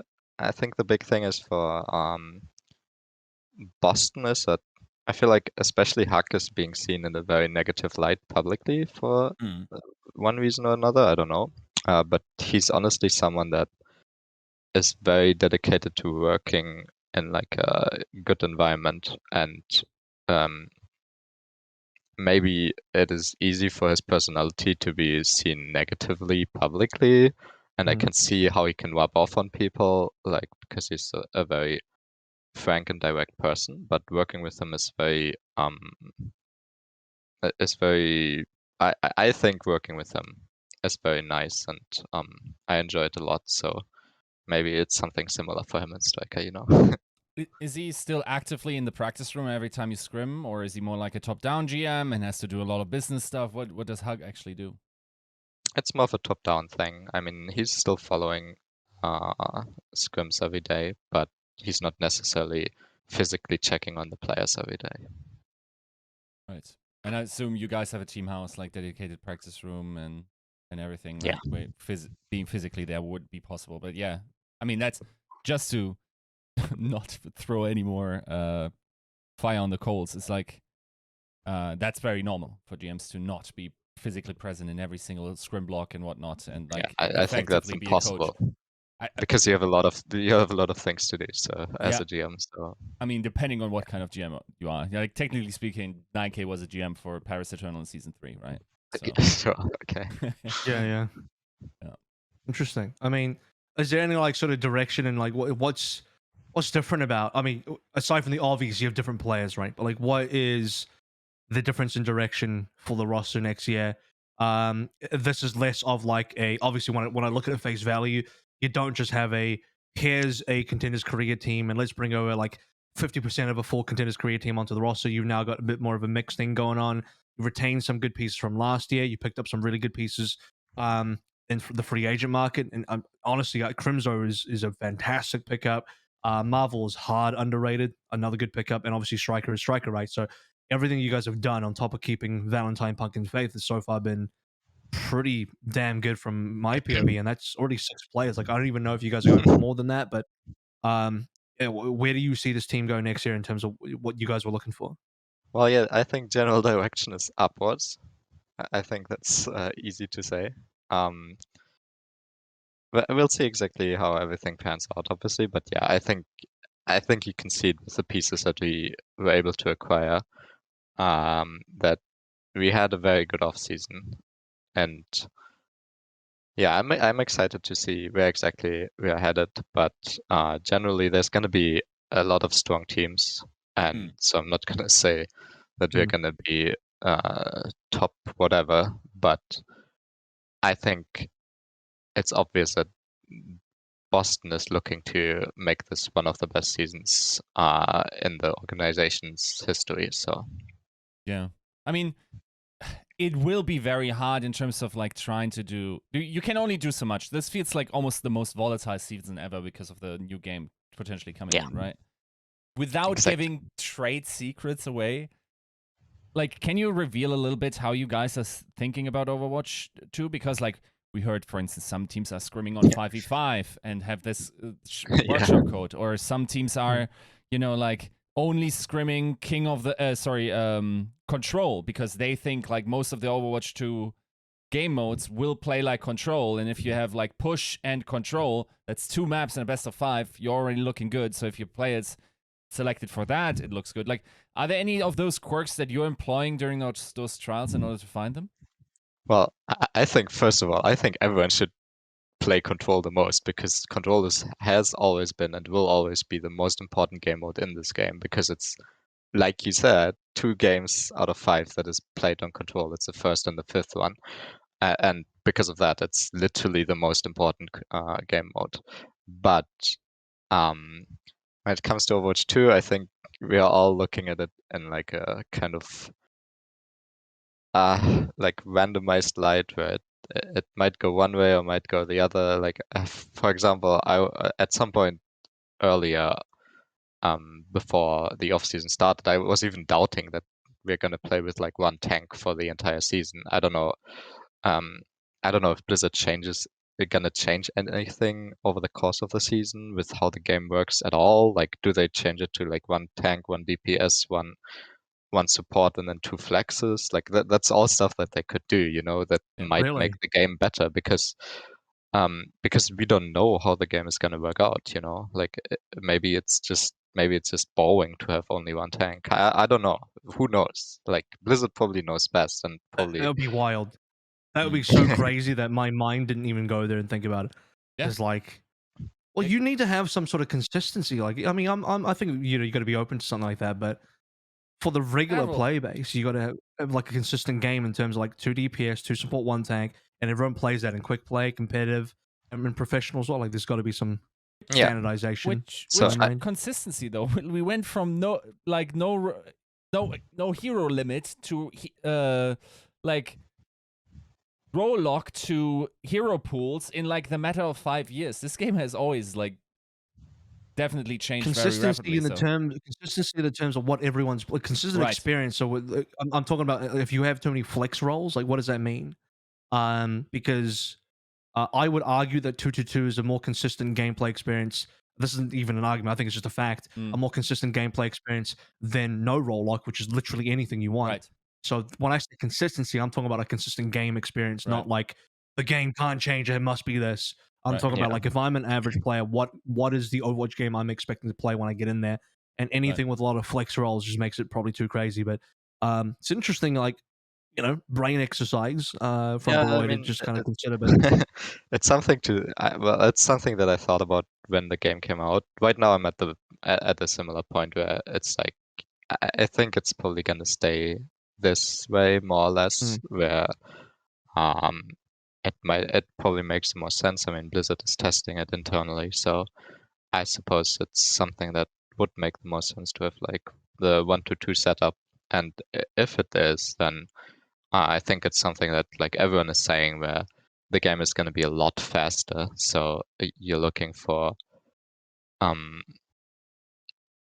a higher paced game where things are going to go more crazy than before. You want to make sure that like you have a lot of flexibility in your roster, especially in your tank line. That's why Marvel is like a marvelous pickup because he is someone who over the course of the last 2 seasons has played both off tank and main tank. So it is something nice in terms of flexibility, and obviously having Punk in there as well, who's been honestly one of the better off tanks last season, is just giving us a lot of optionality for what is to come. And I think that is something that we are strongly looking into, where we want to make sure that we are covering all the bases, because it's like we don't know what's gonna happen. So we want to make sure that we're like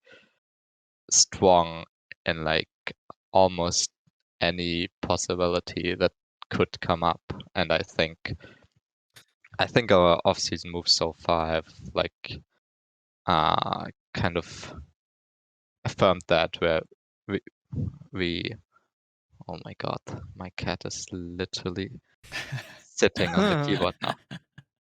Okay, so we were like lacking in the tracer department, for example, last year, and that's something that we are obviously upgraded now with having the tracer player basically on our roster. I think our support line up is looking extremely strong right now, with Faith, who in my opinion has been one of the best rookies last season, and probably the second best. And obviously Crimson, who had a phenomenal season last year. So I think just like in terms of everything that we have right now, yeah, we are looking to we're trying to cover all our bases, and hopefully whatever Overwatch 2 is going to throw at us, and I suppose there's going to be a lot of changes early on, because the game is going to be new, and like meta is going to change, probably a lot of patches, if I would assume anything. then hopefully we can cover all that, Real quick, as we start to get to the end of this, is the tail end of having you on here, Barroi. But what are your thoughts on double flex support? Are you confident that Faith can maybe pick that up as well, or is the option still available down the line? Obviously, not committing to anything, but maybe another support player, or you're pretty happy with what you got? Well, I think double flex support always made a sense recently and in the last few seasons of Overwatch League. Whether we are gonna do that or not is, I think, up in the air. Maybe it's something we're gonna look at down the line. I think Faith had actually had a great Baptiste last season, so it might not necessarily be something that we necessarily need. But honestly, we're looking at all our options. So I think double flex support made a lot of sense in Overwatch 1. Who knows in Overwatch 2, but yeah, we keep our options open, I think. Any final words for the fans out there, either the Boston fans or even the Vancouver fans? I don't know why I just said that, but yeah. Well, I don't care about Vancouver fans, honestly. I talked enough about Vancouver I'm today. just messing with you. But- But yeah, any I mean, obviously, thanks for coming on the show. But any final words you want to get out there to all the Boston fans out? Yeah, I think the biggest thing is just look forward to Boston again. I think last season was like a ramp up for what is to come, and now it's actually, if you're a Boston fan, you had a lot of like downtime. You were like unsure about what's gonna happen. But I think now you can get excited about the team again, and going into this next season, it's all looking good so far. So look Agreed. forward to it. Thanks for sticking with us through the hard times, and let's enjoy this together. A lot of good times ahead, then, I'm sure. Oh, thank you very much, Barroi, for coming on for TCP episode 200.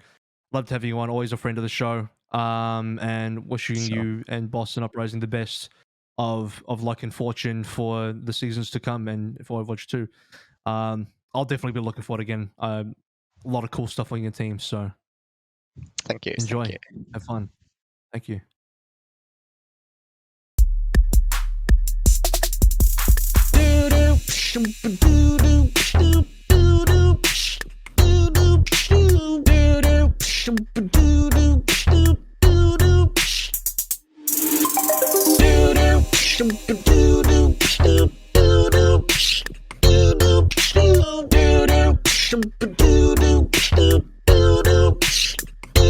Hey everybody, welcome to episode 200 of Tactical Crouch.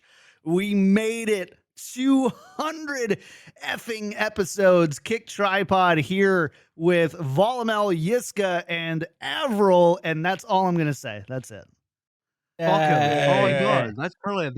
That made me feel great. That made my Was it day. nostalgic? It It is. was. It was. Cozy. It reminds me of like the maybe twice I've been on in most of the 200 episodes before I was here. But you guys have done a lot. Like I was saying to Yiska and Volamel, when we're talking to some of the other people, and also before we really got into the episode, it's like there've been so many episodes and so much content and so many good times with, first and foremost, you guys, you three, right? Like you guys were the ones that really brought this about. So this episode is like a celebration of like, pretty much 200 episodes of this. So we weren't going to leave you out of that, John. I think you were so integral to this. Good. Oh, I appreciate it. I mean, to be fair, we did about 150 of those episodes over the course of 3 months when we did 3 episodes a week. But there was- 3 weeks. I remember that. Some Yeah, it content right was. there. Wow. Oh That yeah, was it unreal. was. We went all in on it for a little bit. Yeah. Phew. Oh, it was so. We have enough to talk about for 3 episodes a week. Like, Jesus, it sounds like You've been damn. doing this with Yiska long enough. There's always something. There's always something to talk about. Yeah, no, you can Alright. definitely spin bullshit for a long time. For I'm sure, like, I mean, Yiska, maybe we just do like one, like we just talk about, let's just talk about Soul for 3 hours. That could be content, your Yeah. favorite subject, Yeah. and we just literally do that only for 3 hours. I don't know. Nonstop, uninterrupted. Just like Just straight. getting Really on just a weird monologue from engines. Yiska. Like it's like a 30-second Yeah, intro. It's like, like an yep, audiobook. Tactical Crowds podcast. All right, Yiska, have at it. And, Joe and I can just go away, put on some, we can take a bit of a nap live. Well, Hour and guys, Yiska for 3 hours, come back later. Guys, there's this German concept. It's called, and everyone's like, "Oh fuck, I'm getting a beer, bro." Here we go. Have you ever no. heard of the German fairy tale? Like, no, I haven't. I don't know if you know where we live, but I also love how you just use the accent from the things in Dune as German. That's what that was. It was like those big Things in bass Dune. voices at being like dogs and box and dogs. That was. I'm like, oh yeah, it's German. Can It's you just not insult my transposed mother, down an dude? octave. It was just. I'm sorry. I was just like, oh, is that mimicking what he hears, man? How you learn Yiska's language? mom? Something. Yeah. Anyways, we had many epic long tangents, I think, on the show. And then Yiska, about 75 minutes into the show, would drop some like piece of really novel information for a Reddit clip. And every week we ask Yiska, like, give us a Reddit clip this week, Yiska. Give us a Reddit clip this week. And he's like, I don't have anything. The one week you don't ask for it, and we're just like, hey, we're just vamping. He has like 4. That's the thing. We just stopped planning. I'll tell you this much. I do the thing now where something is confirmed, like to the degree that I can't report on it, but like I know pretty sure it's happening, and I just drop it as in like, what would make a lot of sense, right? Mm-hmm. And it is actually insane how little this is taken up on, like that nobody in hindsight goes like, wait, this happened. Where did I hear that before? And nobody connects. And I've even on this podcast probably said that I do this like 5 to 7 times, and still nobody picks up on it. And that's why, like, this podcast is probably 50% listeners of people that work the Overwatch League, and 50% of dudes that probably are just doing chores. Like, some of you are currently on the toilet, you have bowel movement issues. Like, Let us know where takes you're a while. watching this from. We're listening to this from right now. Tell us. Comment below. Anyway, Yiska. Yeah, so like it's a weird one that very often the things that actually got clipped weren't the ones I was expecting to be clipped, and most of the time I agree. they also didn't feel great. At least emotionally, I feel like whenever a clip showed up, I was like sweating. Oh shit, what did I say? Fuck. Like that's. By the way, we decided we can swear now on this. Oh fuck yeah!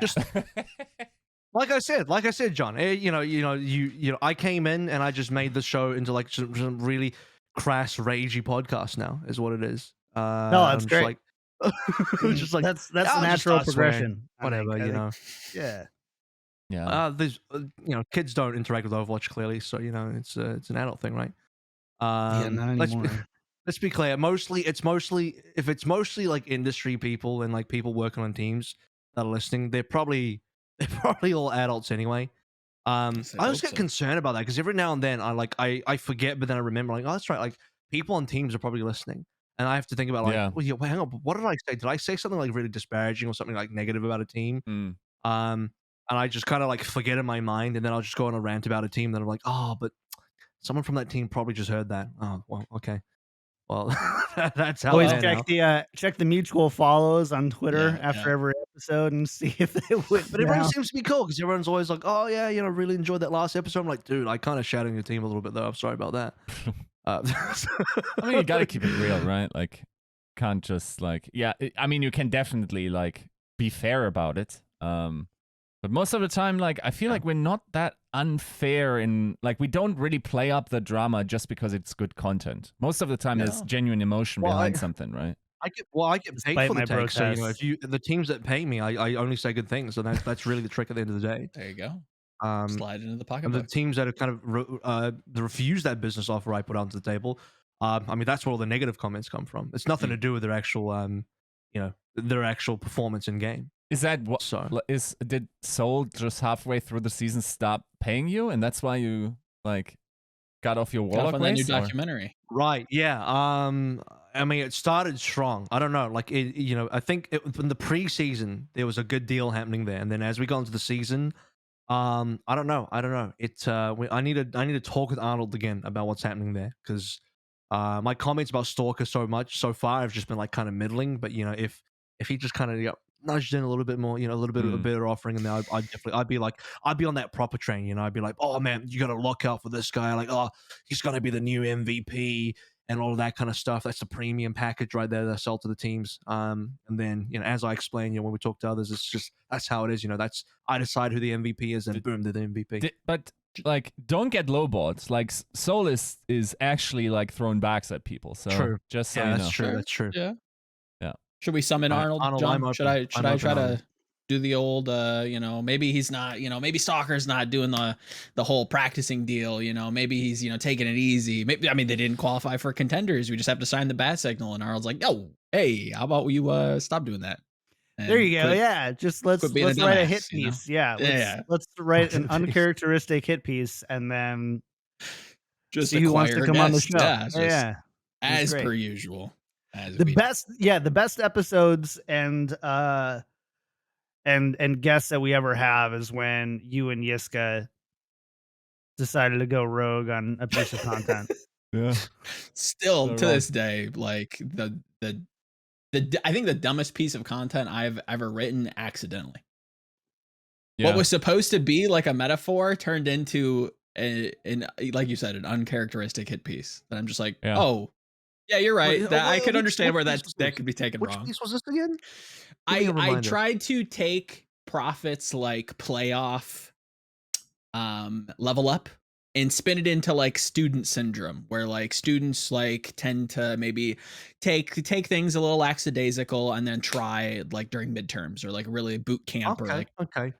But it wasn't- Basically what I'm doing right now. it wasn't it I didn't sell it enough as a metaphor or a simile. It was just like, this is what's happening, and people read it legitimately like that, and we're like, hey, he practices a lot, I'll have you know. And I'm like, yeah, I know that's my bad though. I didn't make that very clear. So. Yeah. No, I mean, in Yeah, all just- actual fact, and I've always like out of history, I've written myself out of the history books in that one because I was the editor for that one, and I should have made you use more clarifying language, because in my mind that was perfectly clear that This it all was makes so much sense. now. meant metaphorically. I will say, in hindsight, the idea that someone steps up a level, not necessarily because he was on a low level during the season or like is actually actively lazy, and then like just goes like, I guess I might as well switch my monitor on for this one.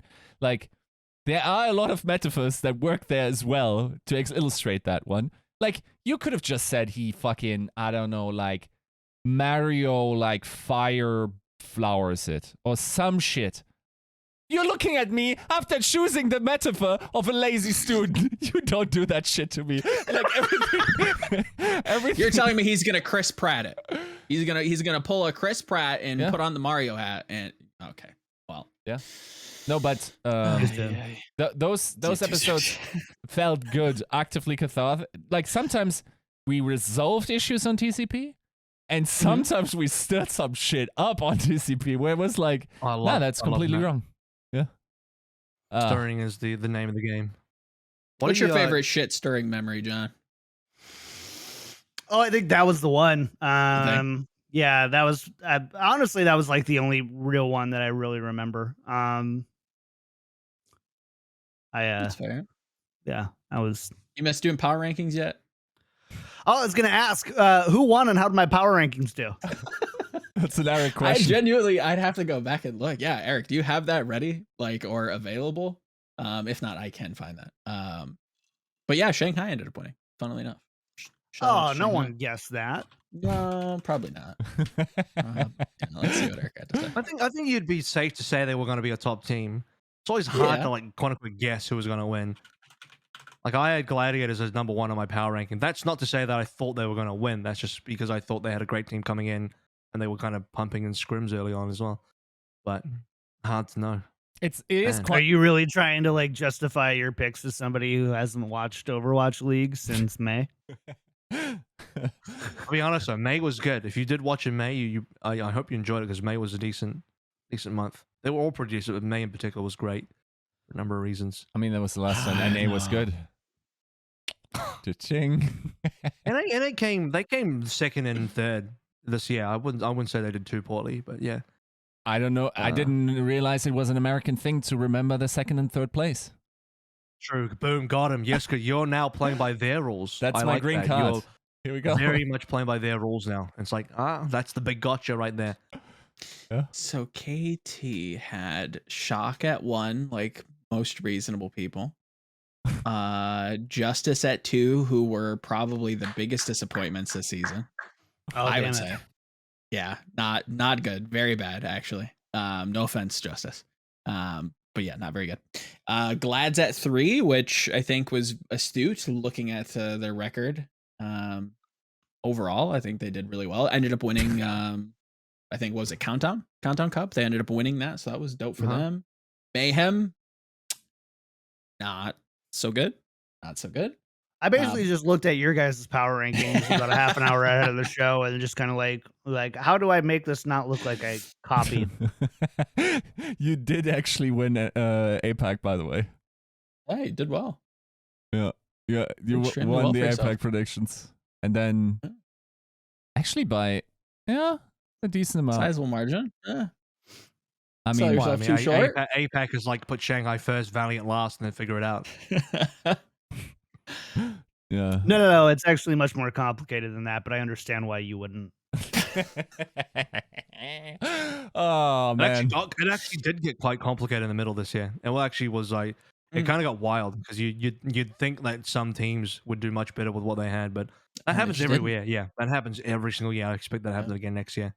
you know, As we were actually called out for having justice this high. Like I was talking to the CEO of the VP of esports, Grant, from the Justice, and he's like, I don't understand how you guys had us this high, like second, like that. It's just really weird to deal with these expectations, you know. Like if the league thinks we're the second best team, I get that, and we are like, actually, we're probably 8th, and like everyone is expecting more, then you can only be upset, right? Like. So Well, you know, they could have please sent know we us weren't any the of that only ones. Please information know that, ahead like, of time. everyone had the Justice High, so yeah, it definitely wasn't just. Yeah, no. Yeah. I think it was reasonable to I think it's how you spin it, and obviously we don't know the internals. We don't know how much we're being, is being shilled out behind the scenes to each of the players. It wasn't just us. Yeah. The Justice. No, not at all. But when you look at the when you look at the team in general, you're just like, there's some hitters on this team that are genuinely good. I don't know how much they're being paid. I just see good players. yeah. What happens past that point, that's none of my business. But yeah. It's bizarre to say the least. I mean, what Speaking of Overwatch, though, It's exhausting. have you followed any of the new Overwatch 2 things, John? No, not really. Ah, my No. man. Same as Yiska. I'll be completely honest. Well, they gave Bastion a hat. Bastion now has a hat. Bastion has a hat. I saw that. That's good. We have Cade McCabe, or Cade Cassidy. Cassidy, Cade McCabe, Cole, something like Cole that. It's still Cassidy. McCabe. Yeah, Cole Cassidy. it's an adjustment. That was fun. I would. I need to go back and listen to Tactical Crouch during the whole Activision Blizzard implosion. That 3 or 4 weeks there. That was. I don't know that we've Interesting. said too much about it. The thing about those topics, John, is like it always ends up being like, yeah, we all agree it's bad, and there's not much more to say about it. Like, do you know what I mean? It's not like there's more. It would be different if there was more insider info. If someone knew, like, oh yeah, also here's this information that wasn't said, or here's this other like additional info or anything like that. I think it just ends up a lot of the topics like that end up being like an agreement circle jerk. Like everyone's just like, yes, we all agree, and that's all there is. There's like, it ends up surprisingly there's a lot lack of depth in a lot of those topics because there's no disagreement. You need to have some good disagreement. You need to have some good like back and forth. Like, oh, maybe I love don't a good agree with that. concurrent reach around. That's great. Yeah. Just a circle jerk of agree. of concurrent. Should be tweeted equally. Yes, they should. I mean, you've been busy though, man. Yeah. You've been working on new products. You're with a new company. You're advertising one right. You're using one right now in front of our faces, in front of everyone. I'm beta testing. Is that where you're at? What's that? Is that kind of how far along the products are? Yeah, I Is you're mean, still all kinda testing the them? yeah, we've got 2 products externally being beta tested right now. So Okay. yeah, 2 of the 3 are all we're doing it. I'm using the mic right now, so I've gone from my $450 microphone and $400 mixer to a USB microphone, and it's That sounds good. infinitely better. Jesus, that Everybody who sounds I good told for to go USB. XLR, like it's insane. And I'm not just saying that because I work there now. I just mean like, duh, I designed this thing from the ground up, so it better be better. Yeah. I mean, you made both, so it's like I trust you if you had some honest opinions there. Yeah, so doing that, we're we're really close to launch this fall, and trying to stay sane during the whole pandemic 2.0, 3.4.0. Something. What patch are we on? I don't know. It's kind of nuts. Like I think I said in the pre-show, I can't remember. I think it was a pre-show. It's just been like I just basically play TFT and Valorant now. Yeah. A little bit of Rocket League Okay. if I want to Staying have a with Rocket drink League? or two. It's Uh-huh. the only game I can play and just like turn my brain off. Like this is more Those are fun when I'm needed. drunk. Those are needed. We A little escape. I recently got into Diablo 2. Did you play that as a kid? No, my parents wouldn't let me basically play any Blizzard games. There was I almost got away with playing Warcraft 3 as long as I bought the version with Arthas on the front, because the orcs were too evil and scary. I think there was because remember they had the 2 boxes. They had a few different boxes. They had the orc box, and then they had a human box, which I think was Arthas. I don't know who was on the orc box. Probably shouldn't update your parents with what happened to Arthas. That might be a bit negative. But. No, my mom's totally cool now. She's like, we've honestly talked about it a few times, and she's like, she's like, what would I need to like kind of get into gaming so I could hang out with you and your brother and like this? I'm like, oh yeah, World of Warcraft would be great. We just go level together. Yeah. Oh, just put into Valorant day one. That's all you need. Yeah, exactly. Microphone, right? sound on. Yep. That has been Get the standard Valorant experience. It is kind of interesting introducing new people to the gaming scene, right? Like we did that with a couple of friends during the pandemic, just because like they wanted to also be like in the social environment of gaming, and it was the best to keep social distances and whatnot. And it is pretty interesting what one takes for granted in terms of like understanding game mechanics, where it's like in your brain when you see something in a normal RPG, right? Like I don't know, like a ledge that you jump to, and there's like this texture on the wall where you're like, yeah, okay, that's where the character can grip, right? In your brain, it looks like, these old cartoons where they couldn't like paint the walls. They're like and one white, of them had they're like lighter, and it's like, oh, that's gonna slide open. Yeah, and then Wile E. Coyote is just like going to explode through that wall or something like this. And this is like what it feels to the gamer brain. Of course, none of the older relatives or whatever have that. So in order to introduce them to like new games, it is actually quite challenging. And it starts with like, how do you hold a mouse? Then this person's left-handed, then you got to find a mouse for them. Like how do they arrange the keyboard? Like keeping track of so many like different aspects. It's pretty interesting to see like how many passive skills as a gamer you just pick up that you take for granted. And you're like, oh wait, let me rethink this system. And it's now like, let's be honest, right? Like when I was young, Let's be honest. when I was young, like 17, 18, 19, like I was pretty good in pretty much every game that I played during the time, like was semi-sponsored in those games. Bro, like I never got even remotely close to anything. Like in season 1, I was like, I think I got to like 76, 77 in Overwatch. Like just playing Zen with a friend, and he had like a crack Genji, and we just played that. And then I ran into like Nevix and Numlocked on the ladder and whatnot. After that, I dropped off a cliff. And the only reason I was good in Season 1 was because I got like day 1 beta access. Nowadays, dude, like these kids are genetically and like in terms of the skills that they have built up, they're different, bro. Like keeping up with these fucking Zoomers is really challenging. I feel like in games.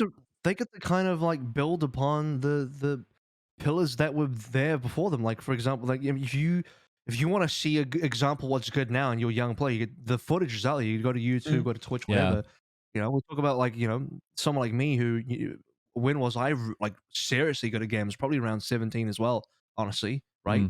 Back then, like YouTube was honestly barely a thing. Twitch did not even exist at all. So where do you get like good footage of what good gaming looks like? You have to get like replay codes and files and stuff shared between players on like derelict forums out in the world somewhere. So you just didn't get that knowledge built upon from years and years and years and now decades worth of play, where like a brand new person or like a young player wanted to reach a really high level. You have so many examples of people showing like, well, this is what you actually need to do and how you need to play games. I think it's shifted the skill set though, because I played, Halo and Halo 2 at the pro, semi-pro level, kind of right on the bubble between those. So I played in kind of both. And, on the one side, you were the ones kind of creating the strategies, creating, we're the one who found the super jumps, the BXRs, the, everything else. And then, and so it was a different mindset versus combing through every single YouTube video, Twitch clip, Reddit post, whatever, to like get every little single advantage on top of just, the mashing of games to get enough hours and reps at, whatever mechanic you're trying to perfect. Yeah. And so, from like that perspective too, it's kind of different. It's like, I don't think I could be, if you like rebirthed me now and I'm 17 again and I have the same gaming skills that I did when I was 17 in 2006, 2007. Like, I don't know if I would have been able to, like be a pro then, because I was, it was just like, it's now the time is totally different. I hate watching YouTube videos on that kind of shit. I hate it. Right. I have no wanting to do that. Yeah. And so while all of the resources are there for you, on the flip side, it's now a requirement that you're, a student of those resources versus just like, figure it out, make it up, surprise them at the LAN and go. Everyone's learned how to learn though. Like that's what you're saying. Like you had to like kind of trial and error, find out all these things when you're getting through back in the day. Now it's like, those are things that have been discovered and all the mechanics already exist. And, as a new kid coming in, you can kind of just like have that immediately and access that. It's not something you have to trial and error and spend a long time. Yeah. It just raises the floor. Yeah. It just raises the floor for getting in. I think is like far better. I actually think like if you plucked my 17-year-old self out of the timeline and just put that same person here today and said, could this person be a pro gamer?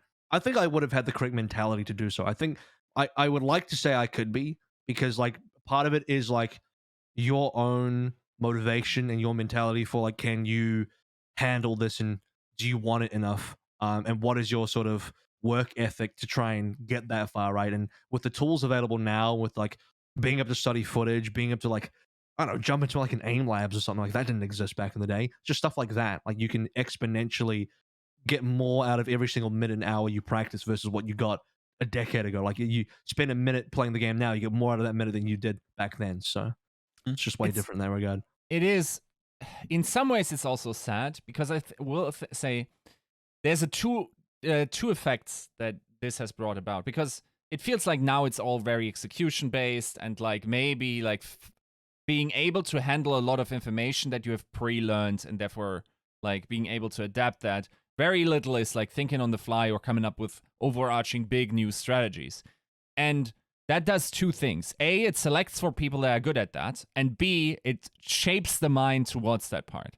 And I feel none of those are conclusive to having personalities that are like, you know, these loud, like content creaty types. You know what I mean? Like it's the same like that happened, for instance, in European soccer. Like it was totally possible that someone won the Champions League the night after they were out drinking, smoking cigars, and possibly doing coke, right? Like it was like there are some big German footballers, or like, you know, these alcoholics and whatnot. Like there it was a possibility. Now everything is like selected for high conscientiousness and whatnot, and everyone's like, you know, like, oh, should I take these 2 grams of caffeine today, or is that not optimizing my performance? And like that does something to a person's personality, that mellows them out, and therefore like has probably something to say about the content that they are able to provide, or like the vibe also. Like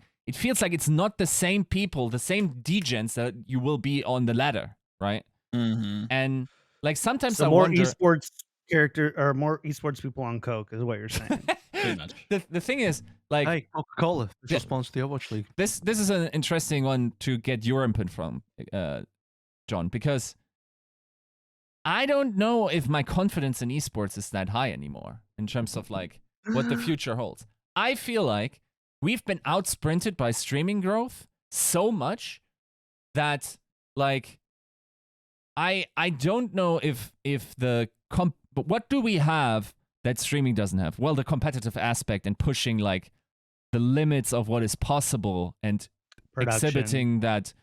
Yes, but the problem is, like, for some fucking reason, Zoomers actually despise production unless it has novel elements. Like, a clean product seems to not even be as desired. Like, it feels like if you mess up the intro to your podcast now, you should probably leave it in, because genuine errors are content now to Zoomers. Because, to be fair to them, all their fucking life, they've seen nothing but like Polish products by brands that are trying to sell perfectionized products to them, right? Like, they are missing that authenticity. And I feel like that's a big selling point for, like, you know, guys like Platshed or the Overwatch League. Like, I would say, like, just compare, like, the different demographics and scenes between, like, I think what you have in mind in terms of a broadcast that's, like, really crisp and has, like, maybe a little bit of banter even, but still is like focused on the game, as in CS, that's all as old heads liking that.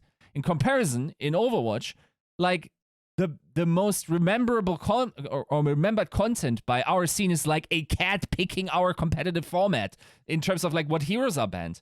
Like, I don't know, like it just seems like different demographics have interacted with the internet at different paces and have had different products cater to them. And that's why, like, in my mind, just like the growth, to be fair, maybe Riot Games is a good counter argument to that in terms of their esports, but like the others, seems like esports is slowing down its growth while streaming just has no end to its growth factor, especially with YouTube now coming into the fold. I'll quickly add something before John speaks here, but streaming also did kind of help esports a lot. Like, I think streaming is one of the key factors that push esports into that next level. So I'll just add that in there quickly. So I think streaming has helped esports a fuck ton. Yeah, Obviously. it's definitely been like an unbalanced growth, right? Like, both are growing. Like, let's be real. But you know, in comparison, obviously, esports appears to plateau when you compare it to, you know, kind of streaming, and I think just kind of content creation in general.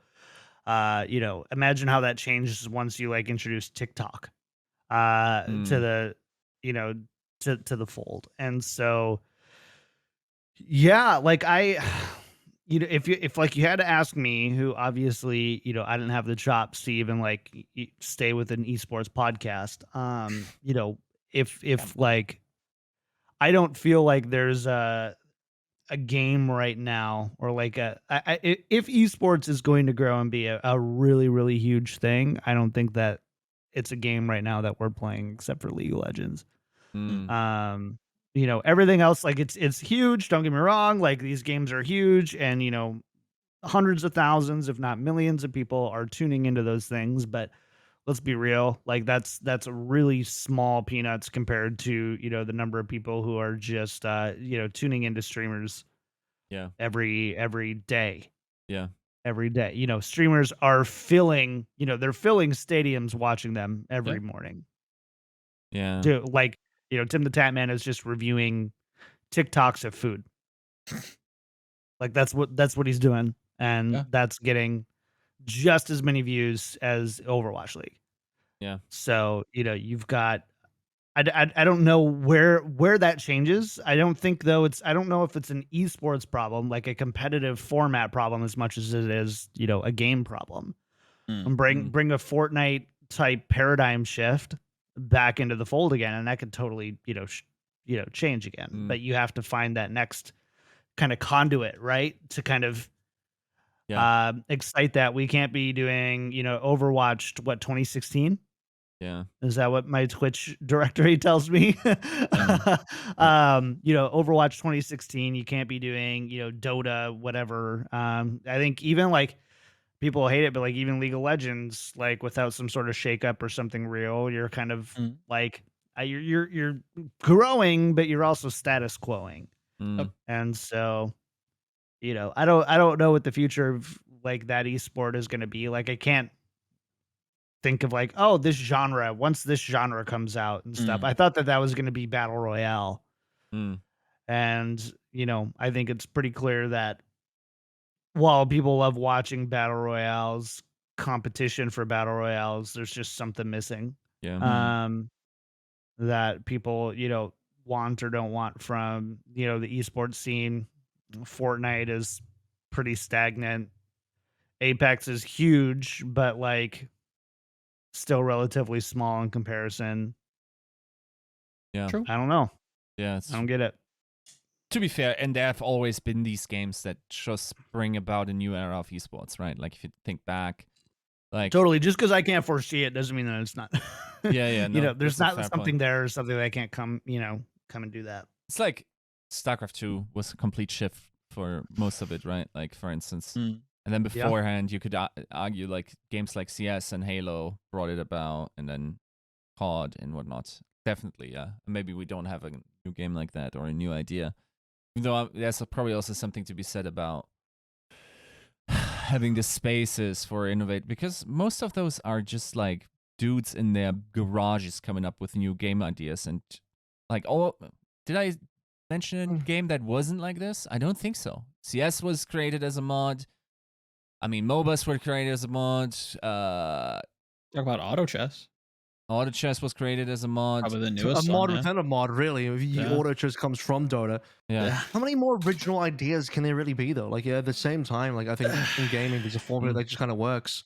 The shooty man's genre is just, it is what it is. Like, there's only so much you can innovate on, and we've had some new quote unquote genres come out, and I think auto chess is one of them. But even then, like, I don't think there's any more crazy, like, after battle royale. Maybe my brain just can't perceive the infinite Auto chess and possibilities battle out in the royale world. are the last two I can think of.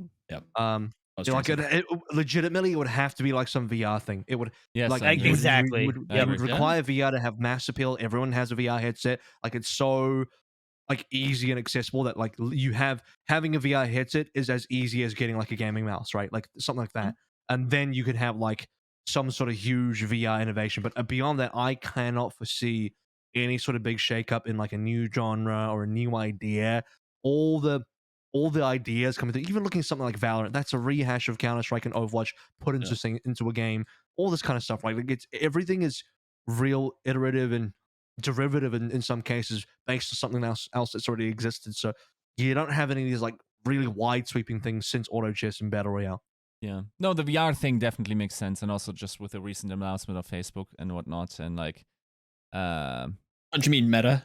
Yeah, like Eric was telling me, like Zuckerberg had a meeting with Matthew Ball, who's like a metaverse guy, and they talked about like in the next 5 years, it's probably going to be like something that people will notice, and in 10 years, it's like ubiquitous in terms of like how we will see these metaversial integrations. And for me, in my mind, and that's why I'm here basically. That's the one growth vector that I see, is like the physical or the athletic fusing with esports eventually, right? Where Okay. you are in a virtual space, but limited by your athletic ability, but you don't have to abide by the laws of physics anymore, like in the game. And then, like, the sky is the limit for creativity, what you could do there. Like, we could have space football, theoretically, while people are in a virtual gym, like, playing that.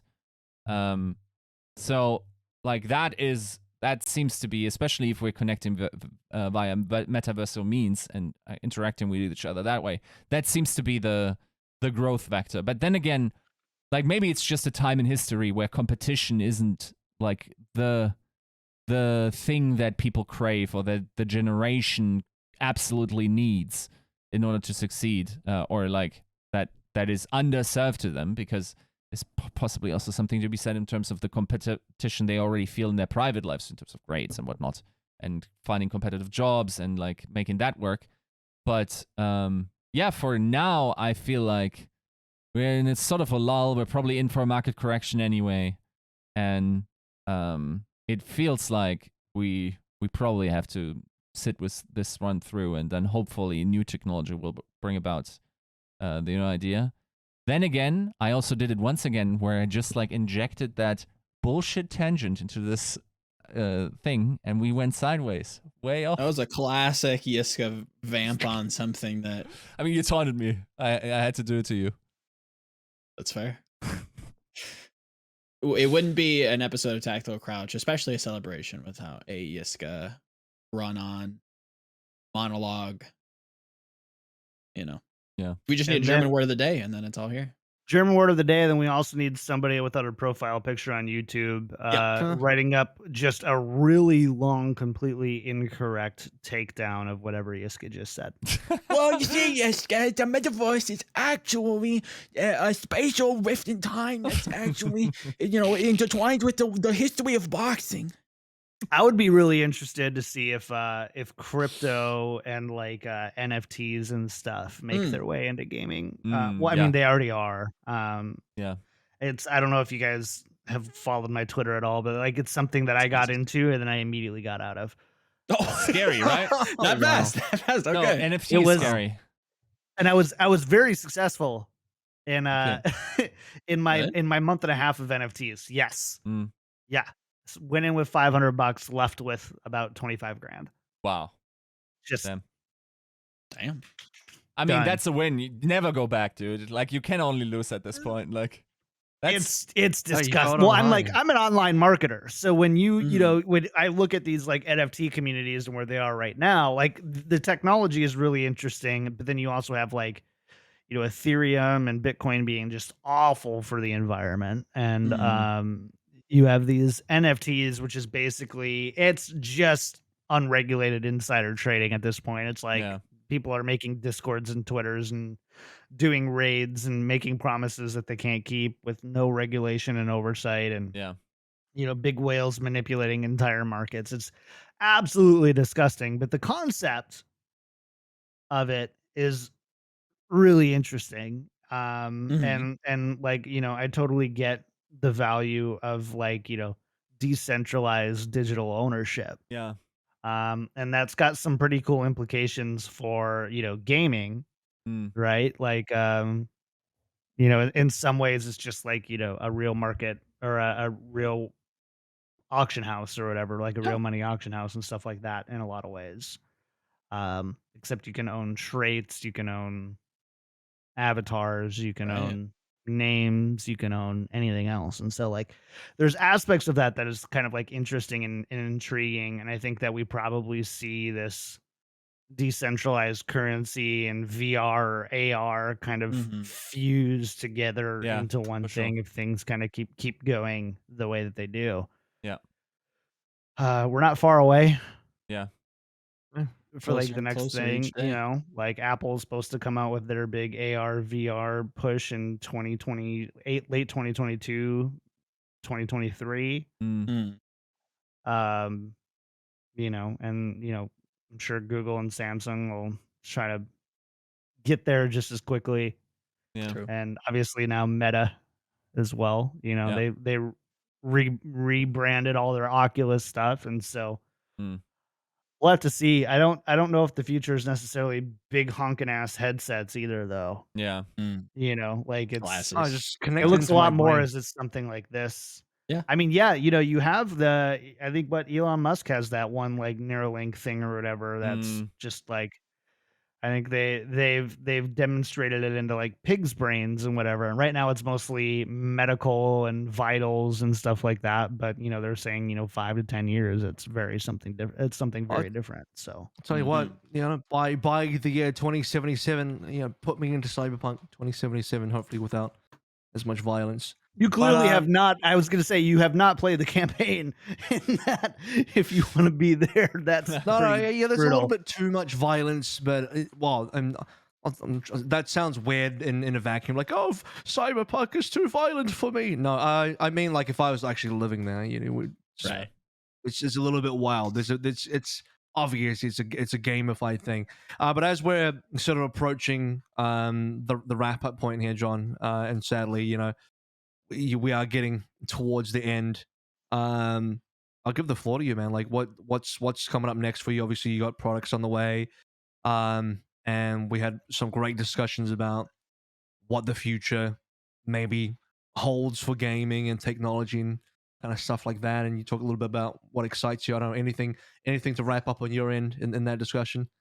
Yeah, I mean, you know, big reason why, you know, I stepped back from TCP was to, you know, be working at this startup. And, you know, we have physical products now. If you're listening to this in audio, I've been talking through our Beacon mic the entire podcast. And so we're going to be, you know, launching Beacon mic, Beacon Mix, and Beacon Mix Create over the, you know, the coming months. You can follow them at Twitter at Beacon, BEACN. And so I've been working really hard on all of that. And then you know, as for me, I try to stream from time to time, youtube.com/Kickedtripodyt. I've mostly moved all my streaming over to YouTube and making some content there, YouTube videos and stuff like that. So yeah, that's really all I'm doing. And you know, just kind of enjoying life at the moment, just kind of letting it happen and following my fancies. There you go. That's all you could wish for. Speaking of something or some people or pets that you may fancy, I think for the more dedicated listeners or some of the super fans, I think people need an update on Choji, Katie, and Timo. I think we need to know how the fam's doing. Yeah, absolutely. So, you know, Choji's 6 at this point. He's getting to be an old bear. He's big. And just the best dog.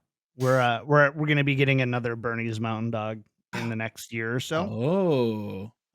Because I don't know if Katie and I are physically or emotionally able to withstand the thought of having a house. We have to like straddle them now, like every 5 to 6 years. So we always have a dog in the house. So you know, Choji's awesome. Obviously, Timo is the opposite, and that makes him just love us. Makes us love him that much more. You know, he's getting to be a big cat now, and Yeah.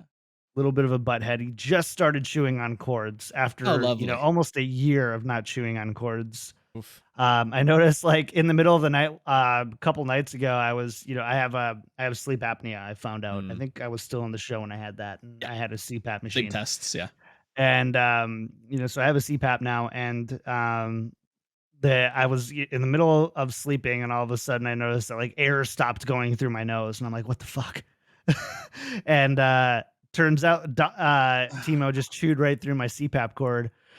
And so like the you know, the electricity stopped going Wow. to the thing in the middle of the night. So you know, he's a little bit of a butthead, but he makes up for it in being really cute and sweet and stuff. And then You caught your cat red-handed, attempting murder. Yeah. That's what cats are supposed to be doing, right? I have we have like this like lemon spray and stuff now that like really we don't spray him, but we spray the Spray the area things, because yeah. they don't like that smell, that citrusy smell.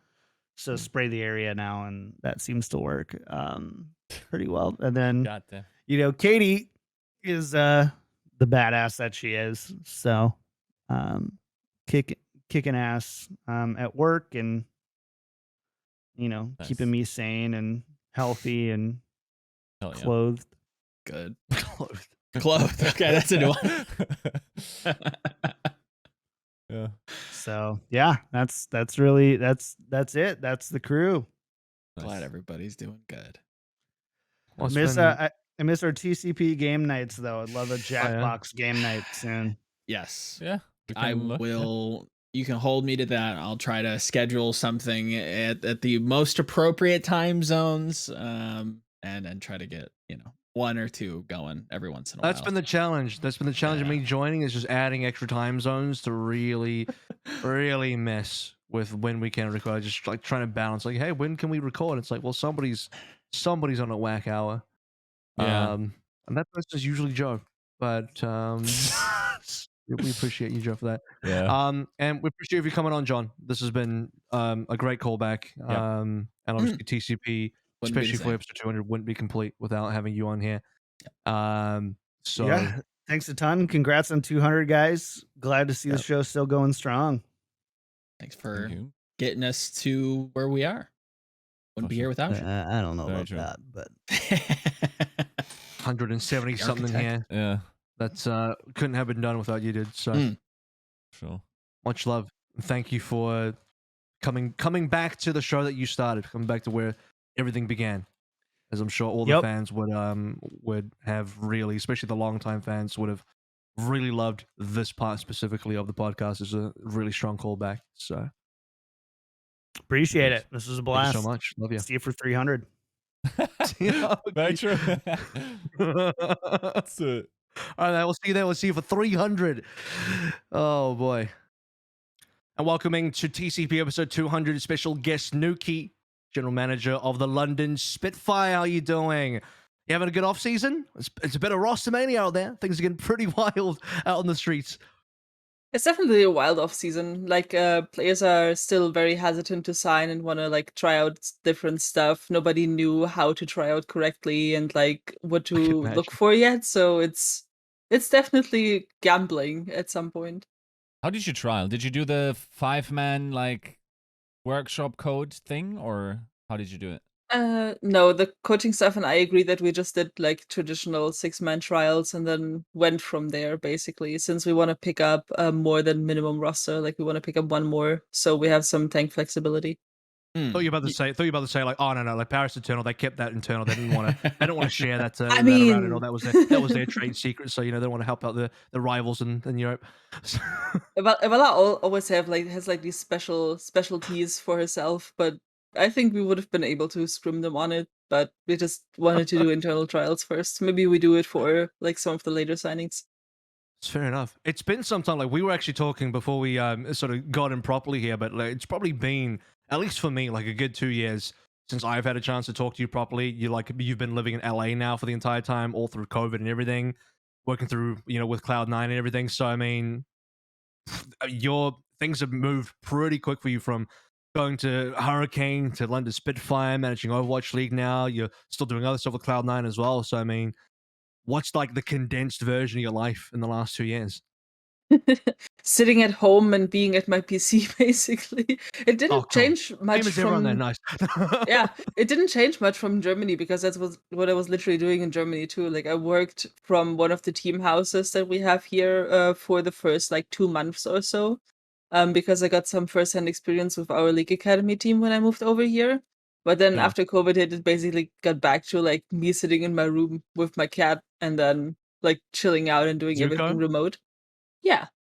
Everybody Very knows cute. him. I think everybody that is following Spitfire knows him because he was in like so many announcements. He loves jumping on me when I have podcasts and record things. So I can. Yeah, you're probably gonna be a cameo soon. I was gonna say like we'll say hi to Zuko if Zuko shows up at some point. Need some Zuko merch. C9 needs to get on it, Get some Spitfire And X Zuko. I don't know if I'm big enough for that. Who knows? Oh, so how was the year for you? This is not like some loaded question because it sounds like it's pretty loaded, but like you this would have been. Were you GM as well last year for London? My memory is awful. Yeah, I was Yeah, a okay. general manager and kind of team manager for London, so I did like both Yeah. jobs. I didn't have a team manager under So- me. I was team manager for Hurricane, and I also manage/GM the female Valorant team that we have. So 3 teams, 3 jobs. And obviously a lot of changes between last year's roster and this year in 2021, right? So I mean, there's just been Yeah. a quite a big swap up for London. How was your year? Again, not like a loaded question, but how was your year this year? Generally, like from your POV.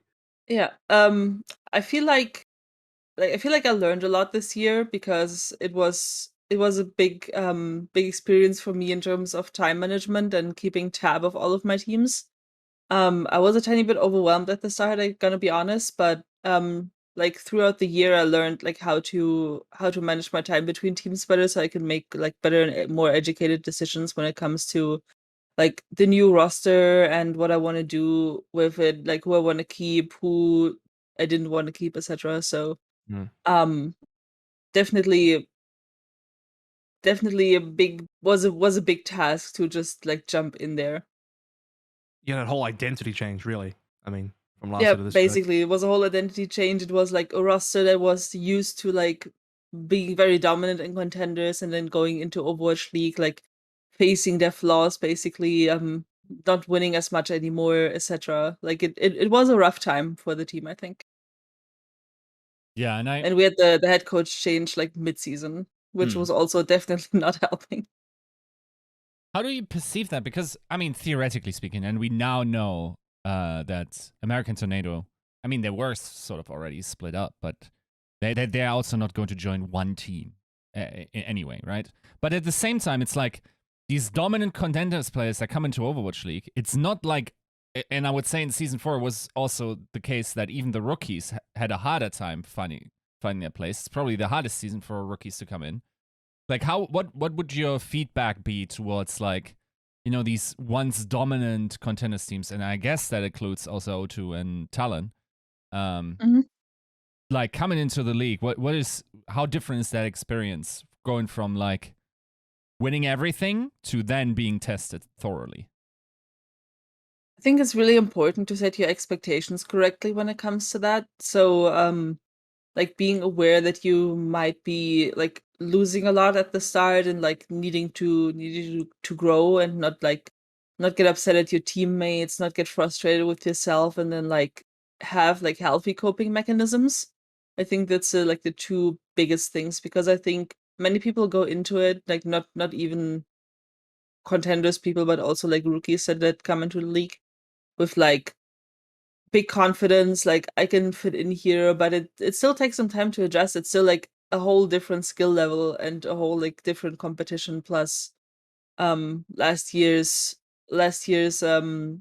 all players playing from home also like didn't really help that, because team culture is also like a really big thing. So be acceptant of the team culture your team is building, try to be the best teammate you can be, and then improvement will come like by itself. By the way, are there any news on the move to America that you mentioned recently, like in the interview we did? Oh, if London is moving to America, yeah. I think we're definitely gonna play out of LA next year. Sweet. You guys can call it New England. They don't have one of those in America yet, so A Neo England. New Isn't- England. Is there London somewhere in America? Probably. Probably New 5 or London 4. is There's America. Yeah, there's got to be a handful. It would have been, but then in the in the American Revolution, they had to get rid of that because London was a little bit, you can't have somewhere called London that's a little bit too imperialistic, right? So they kind of have to get rid of that name, I'm sure. No, that's great. You guys all be back on land. You guys are like also slowly moving towards more and more of like a British roster. So at some point, like, is London Spitfire just going to be Team UK, right? I mean, More and more to British roster. We basically added 1 British player, so That's 100% more Brits. We went from 1 British to 2 British, and we have another British coach. Yeah, so yeah. we're getting there. I don't know. slowly I don't know if Team UK is realistic. I think the first ever talk I had with Dan from Cloud9, like the president of Cloud9, when Mm. we negotiated for Hurricane being picked up, and he was like, "Yeah, can we have a majority UK roster?" And the first thing I told him is like, "If you wanted to implode in 3 weeks, yeah, we can, but like it's not gonna be a long-term Why do thing." they hate each And other? Like, what? I have yet to see a full team of UK people that survives more than like a few months. So I'm happy to be Maybe- proven wrong, but I think full country teams are very hard to manage. Unless it's full Korean, right? A full or a full Yeah. Chinese team in Chengdu. Those full country teams seem to be okay. Full ma- European country teams. There you go. Yeah, maybe that's I why think that's better phrased. for Overwatch World Cup, you only get to play, or at least back in 2019 before, you only got to really play and be together for a couple months at a time. So Team UK didn't have to implode. But I always found it interesting because one of the things Christopher said was like, he'd always had thoughts and about if he was in charge of London Spitfire and he had some control of the roster, like what they could do in terms of a European roster. Now he gets to kind of be in that position, take charge. I assume he has quite a reasonable amount of say in roster construction, or at least his input, Yeah. right? So I mean, is he getting to build somewhere close to his European dream roster now, or at least something in that regard where he gets to kind of fulfill those fantasies of having this European team like he's wanted for so long? I mean, I can tell you for certain that we have. I think if we get every signing that we want to have, we definitely have a full European roster. Like completely this time, no, like the one American. If we count the one person that lives in America, Right. since he is actually like from the UK. So Can I quickly ask? Did you yeah. let Blase into the group chat or? he was in the Discord and he was in the group chat and he did workouts with us, so he was part of the group. Well, It's good. Um, You're included. You'd one Discord server in English and another one in American just for Blase. Yeah, he had his own channel just for translation. God. No, we're pretty good on the European roster. I don't know if it's his dream roster, but we try to compete for all the people that he wanted to have and that we had faith in like coming. Of Yeah, course, we are still one of the like lower budget teams or like lower end budget teams, so some people got snagged away, but we're still really confident in the signings that we have right now. You're almost like a European destination though, as far as teams are. Like if you're a European player coming through contenders, I would maybe consider London to be a destination next to like Paris. Unless you're like, unless you're looking to join a Mayhem or Atlanta or something like that, but they're pretty locked up now. I think their rosters are pretty done. And it's almost all there. And if you extend Europe out to more like EMEA, where you add the Africa and the Middle East in there, as well, you look at the Saudi players like Sir Majid joining Mayhem. But otherwise, there's like 2 actual European teams, and they're almost all actually European as well, which is just like pretty wild. I think it's kind of cool to have European players having almost a place that is a destination for them. And I mean, I haven't followed European contenders in a while, so I'm not too sure where the state of it is. But I mean, there's got to be some confidence there. There's definitely some heavy hitters out there, I'm sure. Oh yeah, definitely. I think European Contenders has definitely stepped up a tiny bit last year with Falcons investing into it and like all the teams getting more professional when it comes to their like social media appearance and what they're doing for content and stuff.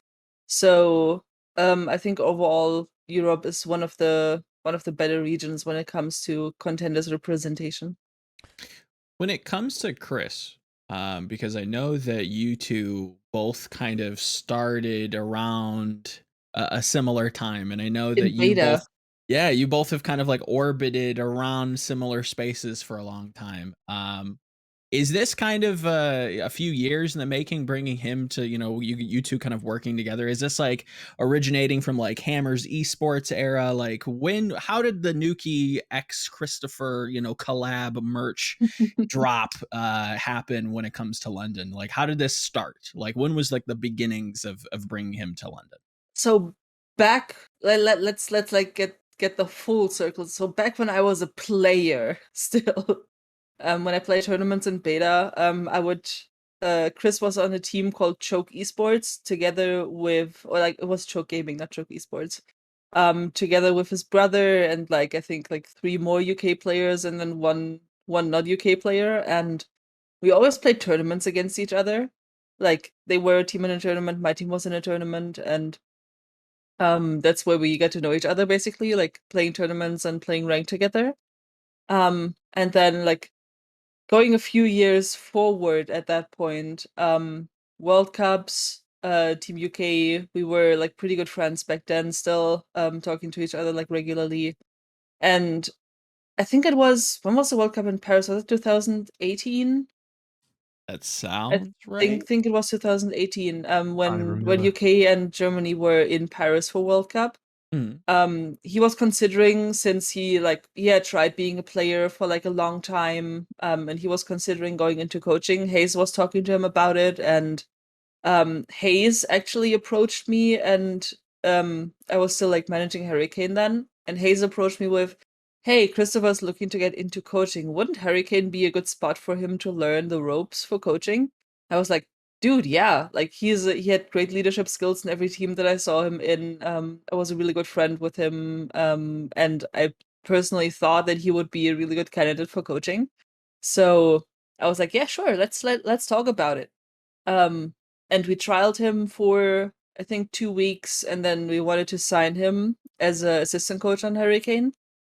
But then Hayes swooped in and just got him onto Philly, and I was like, "Dude, you told me I should Sniped develop him. him for you. Like, can He just made you- swoop Hayes my made boy Did you a like favor. that." Quick little Yeah. favor. Jeez. Thanks, Noukky. Thanks for developing Christopher for us. Well, Well, like you 2 finally weeks. got Yeah. him back. So I mean, like, I mean, yeah. how'd that process kind of go? Because like you have him on London head Mhm. coach. Is it all pretty easy? You know, Yeah. speaking to him in the off season to be like, you know what? I think we got the perfect home for you. Yeah, totally. We actually talked a tiny bit like last year when Philly moved to Korea. He mentioned that yeah, as he said in his like tweet longer, it was always kind of a dream of him to like rep London, and like and he was like thinking about like what he could improve to the team and stuff. And so like basically right when off season hit, we hit it off in DMs and basically like try to talk like, what's your plan for next year? Like you mentioned that you really like the London brand, like I still need a head coach. Can we talk about it? And it was actually like pretty quickly. Like Philly was very supportive for him to since he didn't want to stay in Korea. Philly was very supportive of him, like helping him to figure everything out there. So I'm really happy that they are so open, or they were so open to like helping him like figure everything out.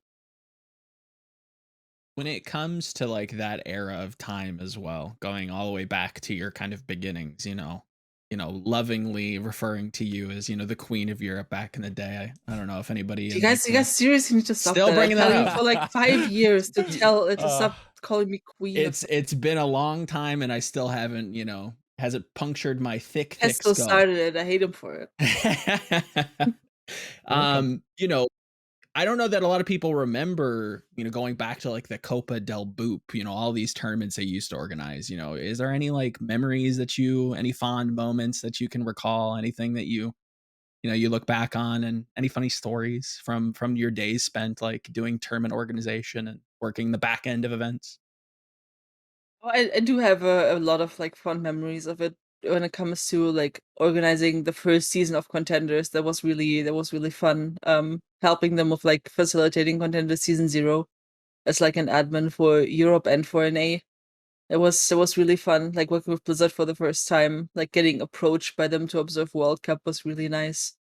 And the Lucio Ball Cup that you just mentioned, that was actually like one of the funnier memories, having Uber cast people playing Lucio Ball and then saying he would never do that again in his life. Definitely is an achievement, I think. I can't imagine why. I just thought about Lucy Bell. I'm like, Jesus Christ. I don't think I'd want to touch that either. It's just like a little bit. Rocket League, Avril. Hello, like there's Rocket League casters. I should talk to my housemate who actually works on RLCS I'm sure he'd enjoy that See? quite a lot. Yeah. We can There's a word collab. for it. What about just like highlights from your last 2 years? Like, I was gonna say this year, but let's just extend it to like the last 2 years of London Spitfire across both the different rosters. Obviously, you said it was quite a bit of a learning experience, but what were some of the highlights, and maybe I don't know if there was anything behind the scenes that people might not have known about that was quite cool or funny or interesting, but I think the most interesting thing was like the first win. Definitely. Like we started getting into the season with this I think it was the tournament that Boston organized. Where we had a really good showing against Glads, and then everybody was in really like Steel high Series? spirits. Yeah. Yeah, that one. Everybody was in really high spirits, and we got into the season like very confident. And then the first win that we had at the end of the season was definitely a highlight for the team. They've been working hard for it. Getting Sparker in, like Sparker was a really big thing. He rounds out the team pretty well because even for his age, he's like very professional, very level-headed. Which was really nice in the environment that we had there. So and Spilo actually, like picking up Spilo was a really good thing. He's very efficient, like doing one-on-ones. He helped the team a lot. Like everybody felt his impact from day one, basically. And having this whole like trial process with the coaches, I think if you ask him, he still talks about like having one of the best trial processes for coaches, like with us in comparison to yeah. like other teams he trialed for. And I think us doing that correctly is something that I'm really proud of. Or like not Are correctly, you but like efficiently. are you willing to like indulge in what a little bit of what that is? Because I'm always curious, because I'm like, oh yeah, London have a great coaching trial process, but I don't even really think and understand like what is considered a good trialing process for coaches, because we actually had on previous episodes here like big discussions about like coaches coming in and those kind of things. But I don't know if you have like some sort of industry secret either you don't want to put out into the world, but like I'm just kind of curious about like what is like a good coach trialing process. So I think in general, if it comes to coach trials, it's not really like super black and white where you trial for like every coach like this. We had a really special sentiment because we wanted to have a coach that is very efficient in one-on-one. So we basically catered our trials to that. I'm a big fan of like, especially when it comes to head coaching, and how I recruited Chris to like kind of headhunt for head coaches. So like approach them directly and sign them, because I like especially if they're like proven talent. But if you want to dip into the pool of like new coaches that you haven't seen yet, coaches that may come from like contenders or like tier 3 even, um, what we did was I did interview them first before, like I did let them send in resumes, and like had like a little form that they could fill out with like potential questions, so I can see like how they handle conflict, how they handle like how they talk to players one-on-one, what they're focusing on. So there's a few questions on there with like a potential like problem solution thing, a communication thing, and then like just general talk about yourself kind of things. Plus they can send in a resume if they want. And then we go to interviews. I interview them, ask them like a few more questions about their coaching philosophy and like how they like to work with players. And then we usually have, I don't know, like 10, 15 people maximum going out of there if we do open tryouts. And then we let them work with players basically. Like I'm a big fan of like when we do internal tryouts for a team, or like we have like bigger tryouts to do. It's like, hey, these few coaches write up things about these two players, and these few coaches write up things about those three players. And then we basically fact check how knowledgeable they are at the game. And then we let them actually work with the players one-on-one that they wrote things about. So we get the player in, we get one of our assistant coaches in and them, and then they basically sit in while the players are doing a one-on-one with the coach that is in question, or like the trial that is in question. And then we basically have like all the info that we need to make an educated decision.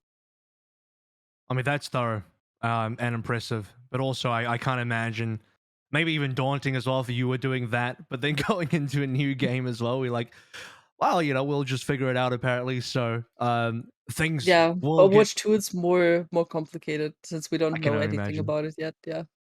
Well, I'll give you a final, as we start wrapping out here, Noukky. Any sort of final words out there to our listeners, maybe even the London fans.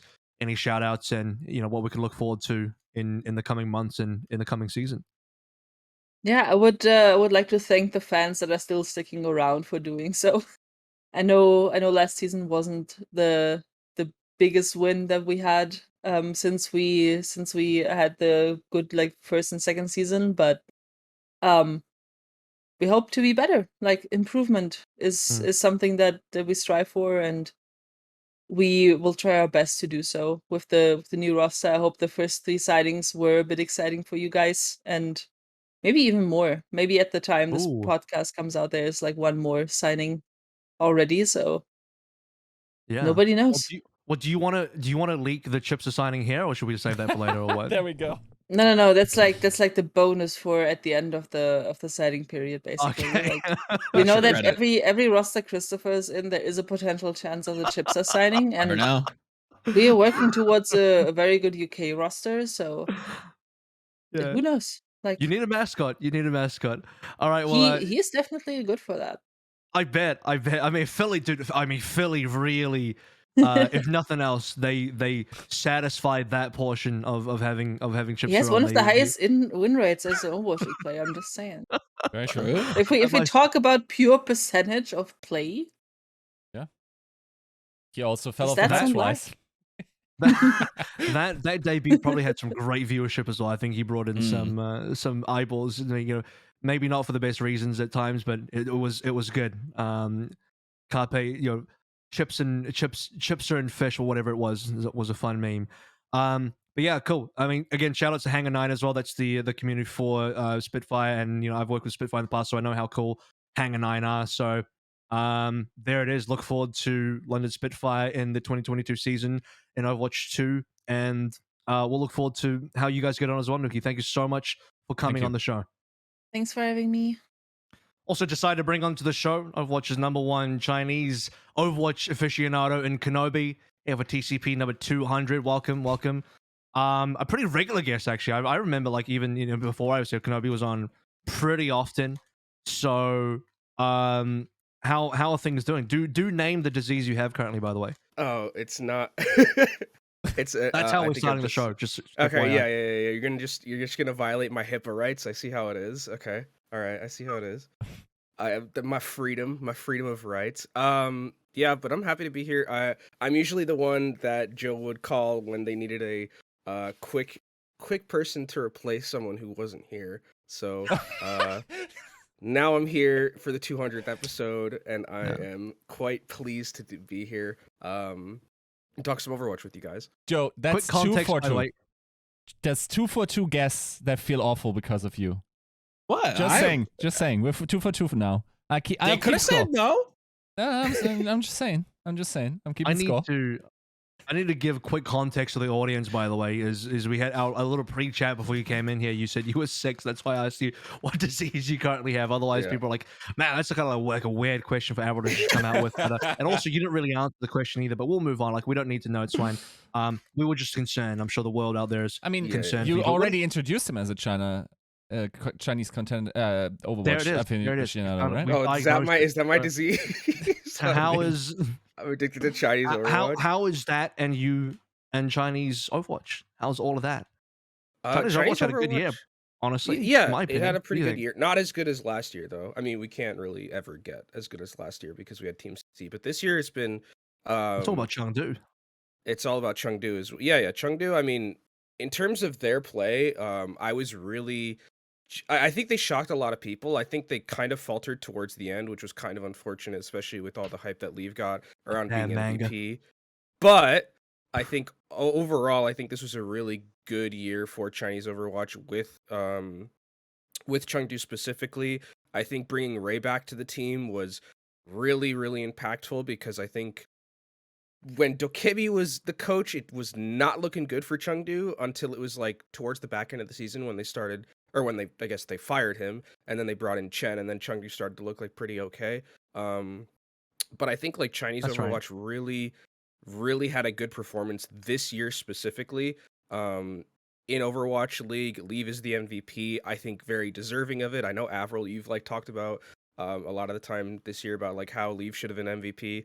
I definitely agree with Yeah, that. I got my money off that. I got paid for that. So Yeah, know, you did. Yeah. We all obviously. won. Everybody won off that. Yeah, AVAC bias. And like I think there's a lot of people who like complain about Leave being MVP, which was strange to me because All the NA like, people, yeah, understand. yeah, he got diffed by Kester in the Countdown Cup. It's like, bro, come on, like be real. Yeah. He didn't get diffed. Yeah, He no. didn't get. I mean, even if he No. was, your favorite, you NA simps, your favorite, Fearless, got diffed 2 freaking tournaments in a row by Fate, bro. Like, that argument ain't working, right? Like, if we're talking about diff, I'm sorry, you can talk about Lip. I'm fine. We can have that discussion, but get the fuck off with Fearless. Yeah, no. The NA Hopium and NA Copium was just so ridiculous with the As Leave it tends MVP to be. stuff. I mean, I I we've seen wouldn't it. like. Yeah, it was in just. I think definitely Leave was deserving of MVP. I think anyone who like. I think the only argument you could make is Lip. I don't think it's Fearless. Fearless got bodied, like Yiska said, twice by Fate. Got bodied by Gaga actually towards the back end of the season in like when Chengdu was playing Dallas, and Yiska put out that tweet saying that Chengdu was going to get stomped, and then Dallas got clapped twice. So, you know. Why you gotta do me like that, dude? You're never going to live that down. You're never going to live it down. I'm trying to repent, man. For it. I'm trying to repent. Yeah, you've completed your character arc with being Leave. Because I remember when Yiska, when Leave was coming in, Yiska was like, "Oh, you know, maybe he's not as good as he used to be." He's like, and then slowly just continued to repent, slowly continued his redemption arc, and finally towards the back end was like, "Yeah, Leave should be MVP," which was great. Bro, I had some shit takes in the past. I also said like after season 1, I was like, "Yeah, Flatter's wash, boys. That's it. Like he will never be this good again." Like. Yeah. Well, his team held him back, I think, early on. But, you know, I think sometimes just having the right environment. But that's also why Leave was impressive, because his team was also holding him back, but he still pounded. But I went to Custer's chat recently, and I kind of revealed to the world, but people might not know this, but I do have a superpower, and that is whoever I say is going to be the MVP is actually then going to be the MVP. So I actually do dictate that. So if you guys want to give me some early suggestions for next year, that's fine, and I'll think about it halfway through the year. Just next have year, Leave go back to back. Leave back to back. All I gotta say, you know, I'll let you know. Like all I gotta do is I'll send the tweet halfway through next year and be like, "This person's MVP," and that's just gonna be the MVP. Like there's no question, there's no ifs and buts about it. It's simply whoever I dictate will then be the MVP. That's my secret superpower. That's maybe not so secret. And both the people I put up there both got their MVPs. Just saying. So you know, I'm the ultimate. I'm the ultimate MVP peddler right here, and I get paid well by the teams to do so as well. So thanks Shanghai Chengdu for that sweet commission money. As yeah, it's been a good year for Chengdu. I was very pleased about watching all of their games right up until the end. So and then obviously their academy team went back to back as well. And you were casting contenders this year. You looked over Chaser. They went back to back. They were there to force Billy to choke again many times in a row. They're cursed, dude. Honestly, Billy's cursed. Well, Chaser is they're just so blessed. They're so blessed. I don't know. They're blessed cursed. They cursed them. Maybe. They cursed to curse another team. I don't know. Maybe. I mean, the thing is that they won both of their championships through losers brackets. So Billy like beat them earlier in the tournament and winners finals both of the times. And then I don't know what happens to that team because they've had like good teams like historically through Chinese Overwatch. Billy since its inception has had like, you know, there was a moment where they had like Shy, Coldest, Mika, like this very strong team, and then they would just like beef it in the playoffs for some odd reason. I can never explain it. Well, it is. There's just spaghetti everywhere. They're about to go into a rat battle in Detroit, and then the words just don't come out. I don't know how the lyrics go. Be rabbit on spaghetti. It's everywhere. He's choking, and then Joe he gets knows off all the about stage. that. It's right down the street. What can I say? Yeah. But like, I mean, Team Chaser, like just if you were looking like on paper, like is Team Chaser like the best team in Chinese Overwatch, like or Chinese contenders rather? No, it's Bilibili. Bilibili, I think is a team that's gonna have like I would say at least half of their roster goes to Owl. Alfie should be an Owl for sure. It's not even a question. Pineapple should be an Sure, Owl. Hangzhou will take him or something. Yeah, Pineapple should be an Owl. The unfortunate thing is that Pineapple is Chinese, and again, the issue with Chinese play that does sound really weird Wait. out of context. But like the Sorry. issue is that he There's only only so has many like, teams. a few teams to play for, right? Yeah. He only has like probably 4 teams that he can pick from to go to. He can't go to Bilibili because Shy has most of his hero pool. He can't go to Chengdu because Chengdu has too many DPS and 4 probably are going to DPS, bring They're a Krita fucking in. 4 DPS players Yeah. right now. Yeah, 4, and then I think they will have 5 by the time that this Oh my Yeah. god. this off season's over. I I don't mean, think for they'll let a Prita. Prita go. Yeah. He could go to Guangzhou. I think that's definitely a possibility. I'll show space for only one more. Here's the problem, guys, is you have Architect and Shy and then Choi and then Eileen on those other 2 Chinese teams. Yeah, That's the I mean, problem. maybe There's only one space Valiant left. is like an See, option. here's the problem. Here's the what may be because Valiant apparently, according to Halo, they're both A staying their pack and B expanding their budget. Hmm. But really, what it comes down to is the cowardice being shown by all the North American teams and potentially even Korean teams for not going for Chinese talent. Damn it! Yeah. Mhm. Actually, it was interesting because I think Eddie Meng, who is the COO of Guangzhou, had like a really interesting tweet about like if you want to buy out any of our academy players, we'll pay for like I don't exactly remember what like the deal was, but it's like they were willing He to would like refund the buyout if you didn't. yeah, he would if it- refund the buyout if you from the failed to get a academy visa team, for the player or something Yeah. like that. which is like a pretty cool deal, honestly. And Up Academy has like I think a couple players that would be decent in NA. Like I think their DPS line would work pretty well over here with C-Wave and with Mike Lee. I think Mike Lee left contenders way too early. I said that at the start. I think he's like way too green. He needs to go back to contenders and like Sip a marinate little for bit a more little bit Herbalife. longer. Yeah, could do. You can't. Yeah. You're not ready for the charge unless you've had 2 shots of Herbalife. That's what I hear True, anyway. True. I guess so. I guess so. He need to I go still back lost and on get what it. that is. I know it's Hey, dude, but Ronaldo has her. then it must be good. Come on, it's it gotta just be good. must be good. Have you seen what he looks like? Dude, he's And he's jacked. like 30 or 36 or something. He's some 38. I don't know. He's old. looks 18 still. He's sitting here 34. He's saying he's old. See, you just don't have Herbalife. I don't know. Yeah, Yiska, you need Just saying. Herbalife. How was Then you could how be was Ronaldo. we talked plenty about like how China did this year. How what have you been up to this year? How's things been for you in the year of 2021? It was great. I actually really enjoyed 2021. I casted my first LAN. That was a lot of fun. Which one was that for the collegiate- audience? Huh? Which one one? was that just for the audience? That was HughFest 2021. It was like a collegiate tournament with a lot of the like big collegiate teams that went there. Like Redbirds was there, Yeah. Northwood, Harrisburg University because it's their tournament. Maryville was also there, so I got to meet and talk to a lot of like the players from a lot of those teams. Definitely expect most of them to be an OWL, as you can see basically what's happened. Redbird, I think the entirety of that roster, not the entirety actually, I should say, but like the majority of it will be an OWL if 3 of them already are, and I think there's a couple more that could come along. I think collegiate's a really interesting space right now. I've also casted that a couple of times this year. Yeah. With like the rebrand of like into Homecoming and stuff like that.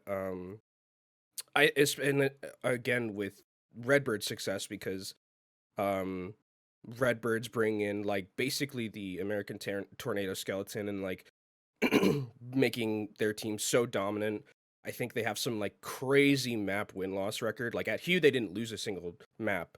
I think in collegiate they've lost not that many times. They were really good in contenders, so I think collegiate's like a really cool space to get into now because I think a lot of players, especially this year, for Overwatch League, are going to be coming from collegiate. I think a good handful of them are going to be pretty valuable as well because there is a lot of that remnants of like the American Tornado team that was so dominant running around in collegiate right now, and then they will eventually probably end up going to OWL at some point. Yeah, I mean, I'm a big fan of collegiate. I think collegiate programs are really good. I love the whole like Homecoming brand, all that kind of stuff as well. And and now hopefully there's just more collegiate stuff that exists in all of esports, really. But yeah, definitely in Overwatch esports, I just think collegiate's a great model for tier 2 and for development.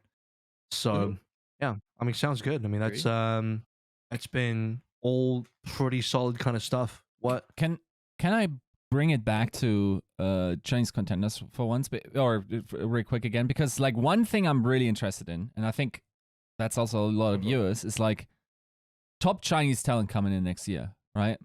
And in my mind, it's like from the Chinese scene, there's one name that maybe not with the frequency and with like the godly aura of a proper, but definitely like as in name recognition and like someone that might step up was a Prita. So who is he like comparable to? And like, should we expect like, let's say, is he the new Leaf? No. Okay, let's pump the brakes on that a little bit. I don't even think he's he's comparable to Proper in the sense that he's like the one coming out of China in terms of like DPS talent that's like the best. I don't think he's at Proper's level because I think Proper is just far and away probably one of the best DPS we have in the game currently. I think AVRL can attest that, seeing him like the entire year, O2 going back to back. Like Proper's just a nut. I think Aprit is very good. Don't get me wrong, he's back to back Contenders champion and Contenders MVP, or Contenders Finals MVP. So he's got a lot of pedigree.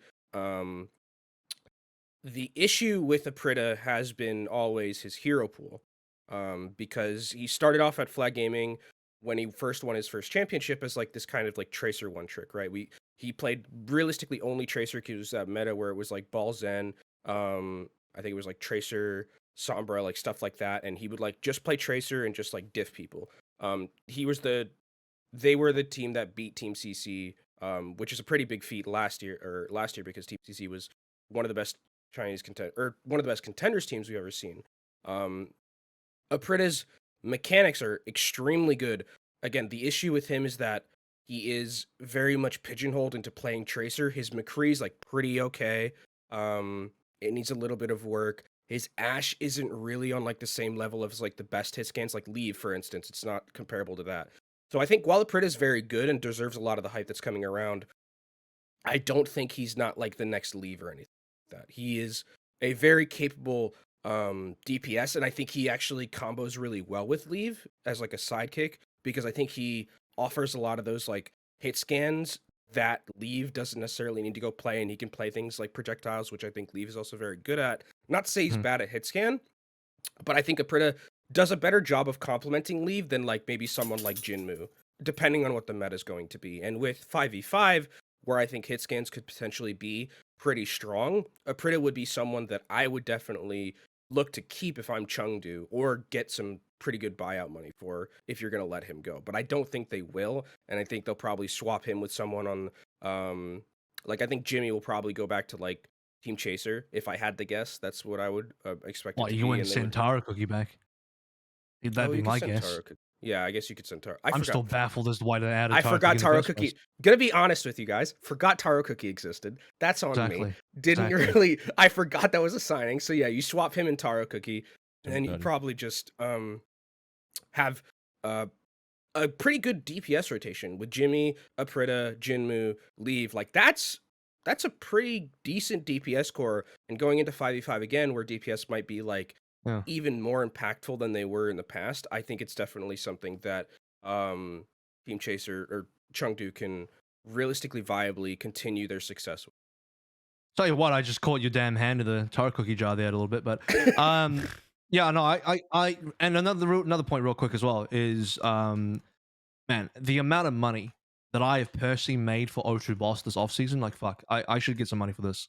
That guy's made bank off the marketing I've done on his behalf. Like Jesus Christ, I'm actually 100% of O2 Blast marketing team at this moment. So yeah, I've unofficial. Official. You're welcome. O2 Blast, you're welcome. O2 Blast, does that mean I get like am I like the unofficial salesman for like all of the Chinese contenders talent?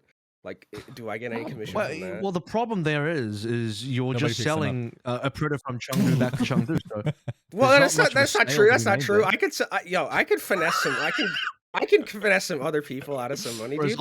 Like, I've fucking finessed Andy into buying 3, like bam right there. Package And, deal right there. Jesus Christ. Buying in bulk. it's like, hey, Um, Guangzhou, I know you got that Herbalife money. Why don't you take up Pineapple, man? Pineapple's right there. You could definitely get him. Buy him out. He's not playing on Spark. I feel Come like on, let's get real. I feel like this is not a fair game if AVRL is selling O2 players and Kenobi has to sell Chinese contenders Some players. Billy. That seems unfair. Okay.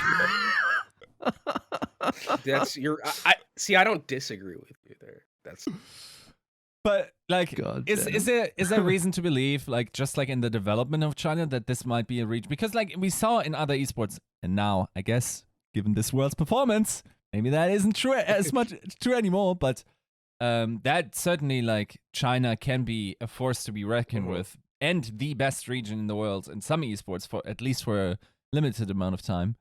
Is there something in the waters to believe that China will just like slowly creep up and overtake Korea?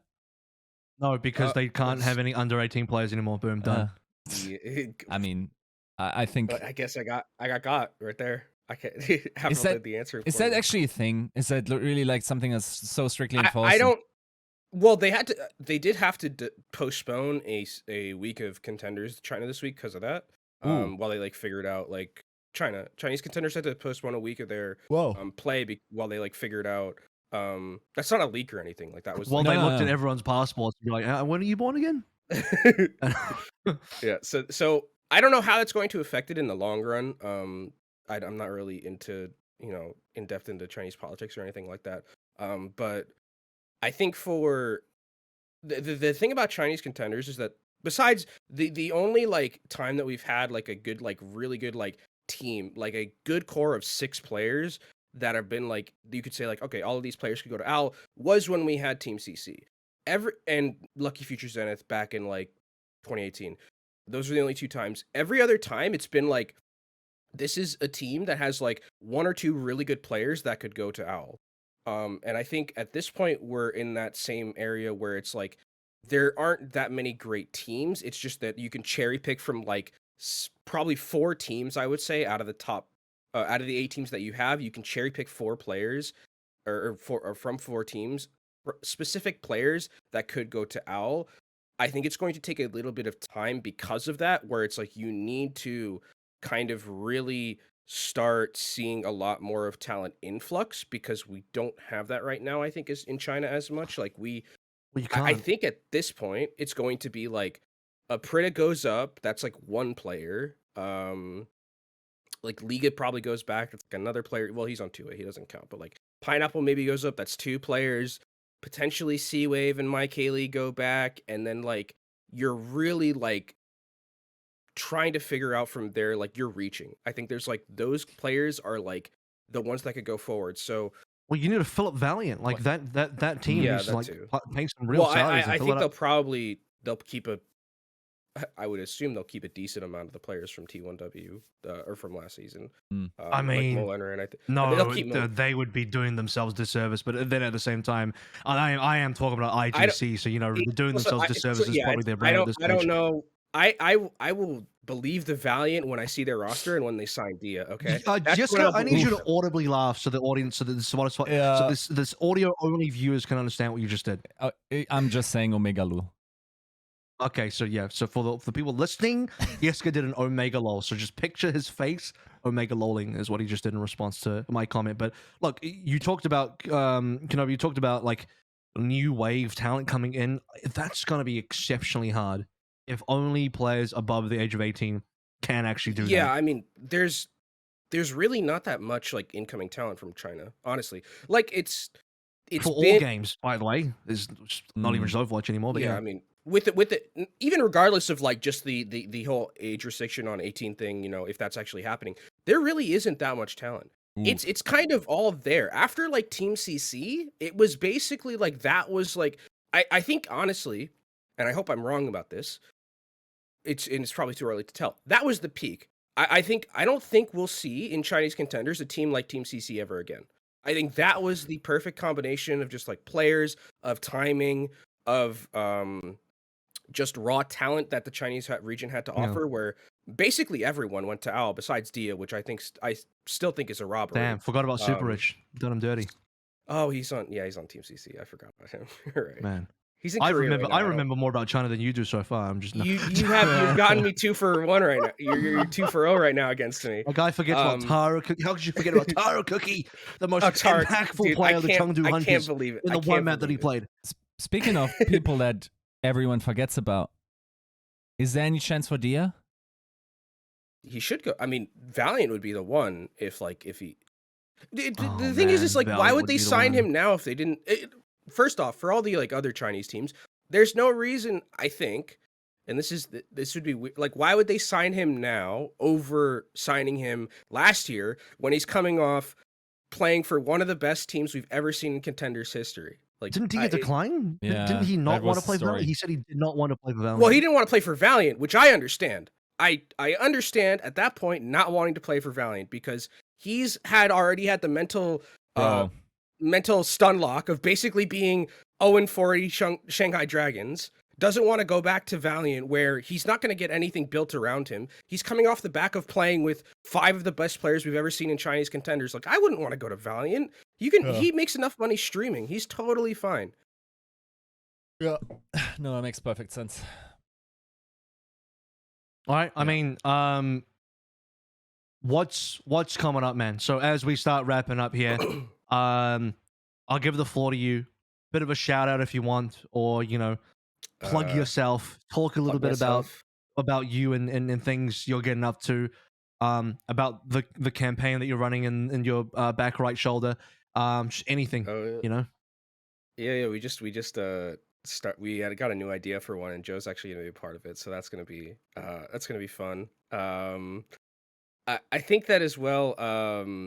I just want to say thanks for 200 episodes of this podcast for you guys. Tactical Crouch. It's been a real fun time coming on here and talking with you guys about it. I think it's been great for the community to have you guys around. Now I'm gonna shamelessly plug myself because I've been done enough brown nosing of you guys. You can follow me, Kenobi Cast, it's right there on Twitter.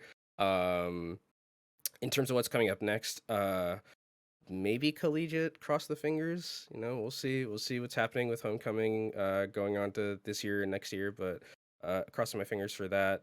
And just continue to support Tier 2 as much as you can. It's definitely something that I have spent a lot of time kind of putting myself into, especially for the Chinese contender scene. And as Overwatch 1 ends, I have been really blessed and honored to kind of do every single English broadcast that we've ever done. So thank you all. Not for even Joe did watching. that. Shame on you, Joe. I was Joe- after one. I'm like, this ain't for me, bro. This is not for me. Joe watched me be right about a prediction about T1W clapping Team CC 4-0 early in the And just morning at chased like me 5 out. a.m. and he was just gone. Yep. He was done. He didn't want to come back. It was over for him. You bodied me in the neutral, as they say. I remember him and Val's. Shout out to Val's if you're watching, but like him and Val's were like.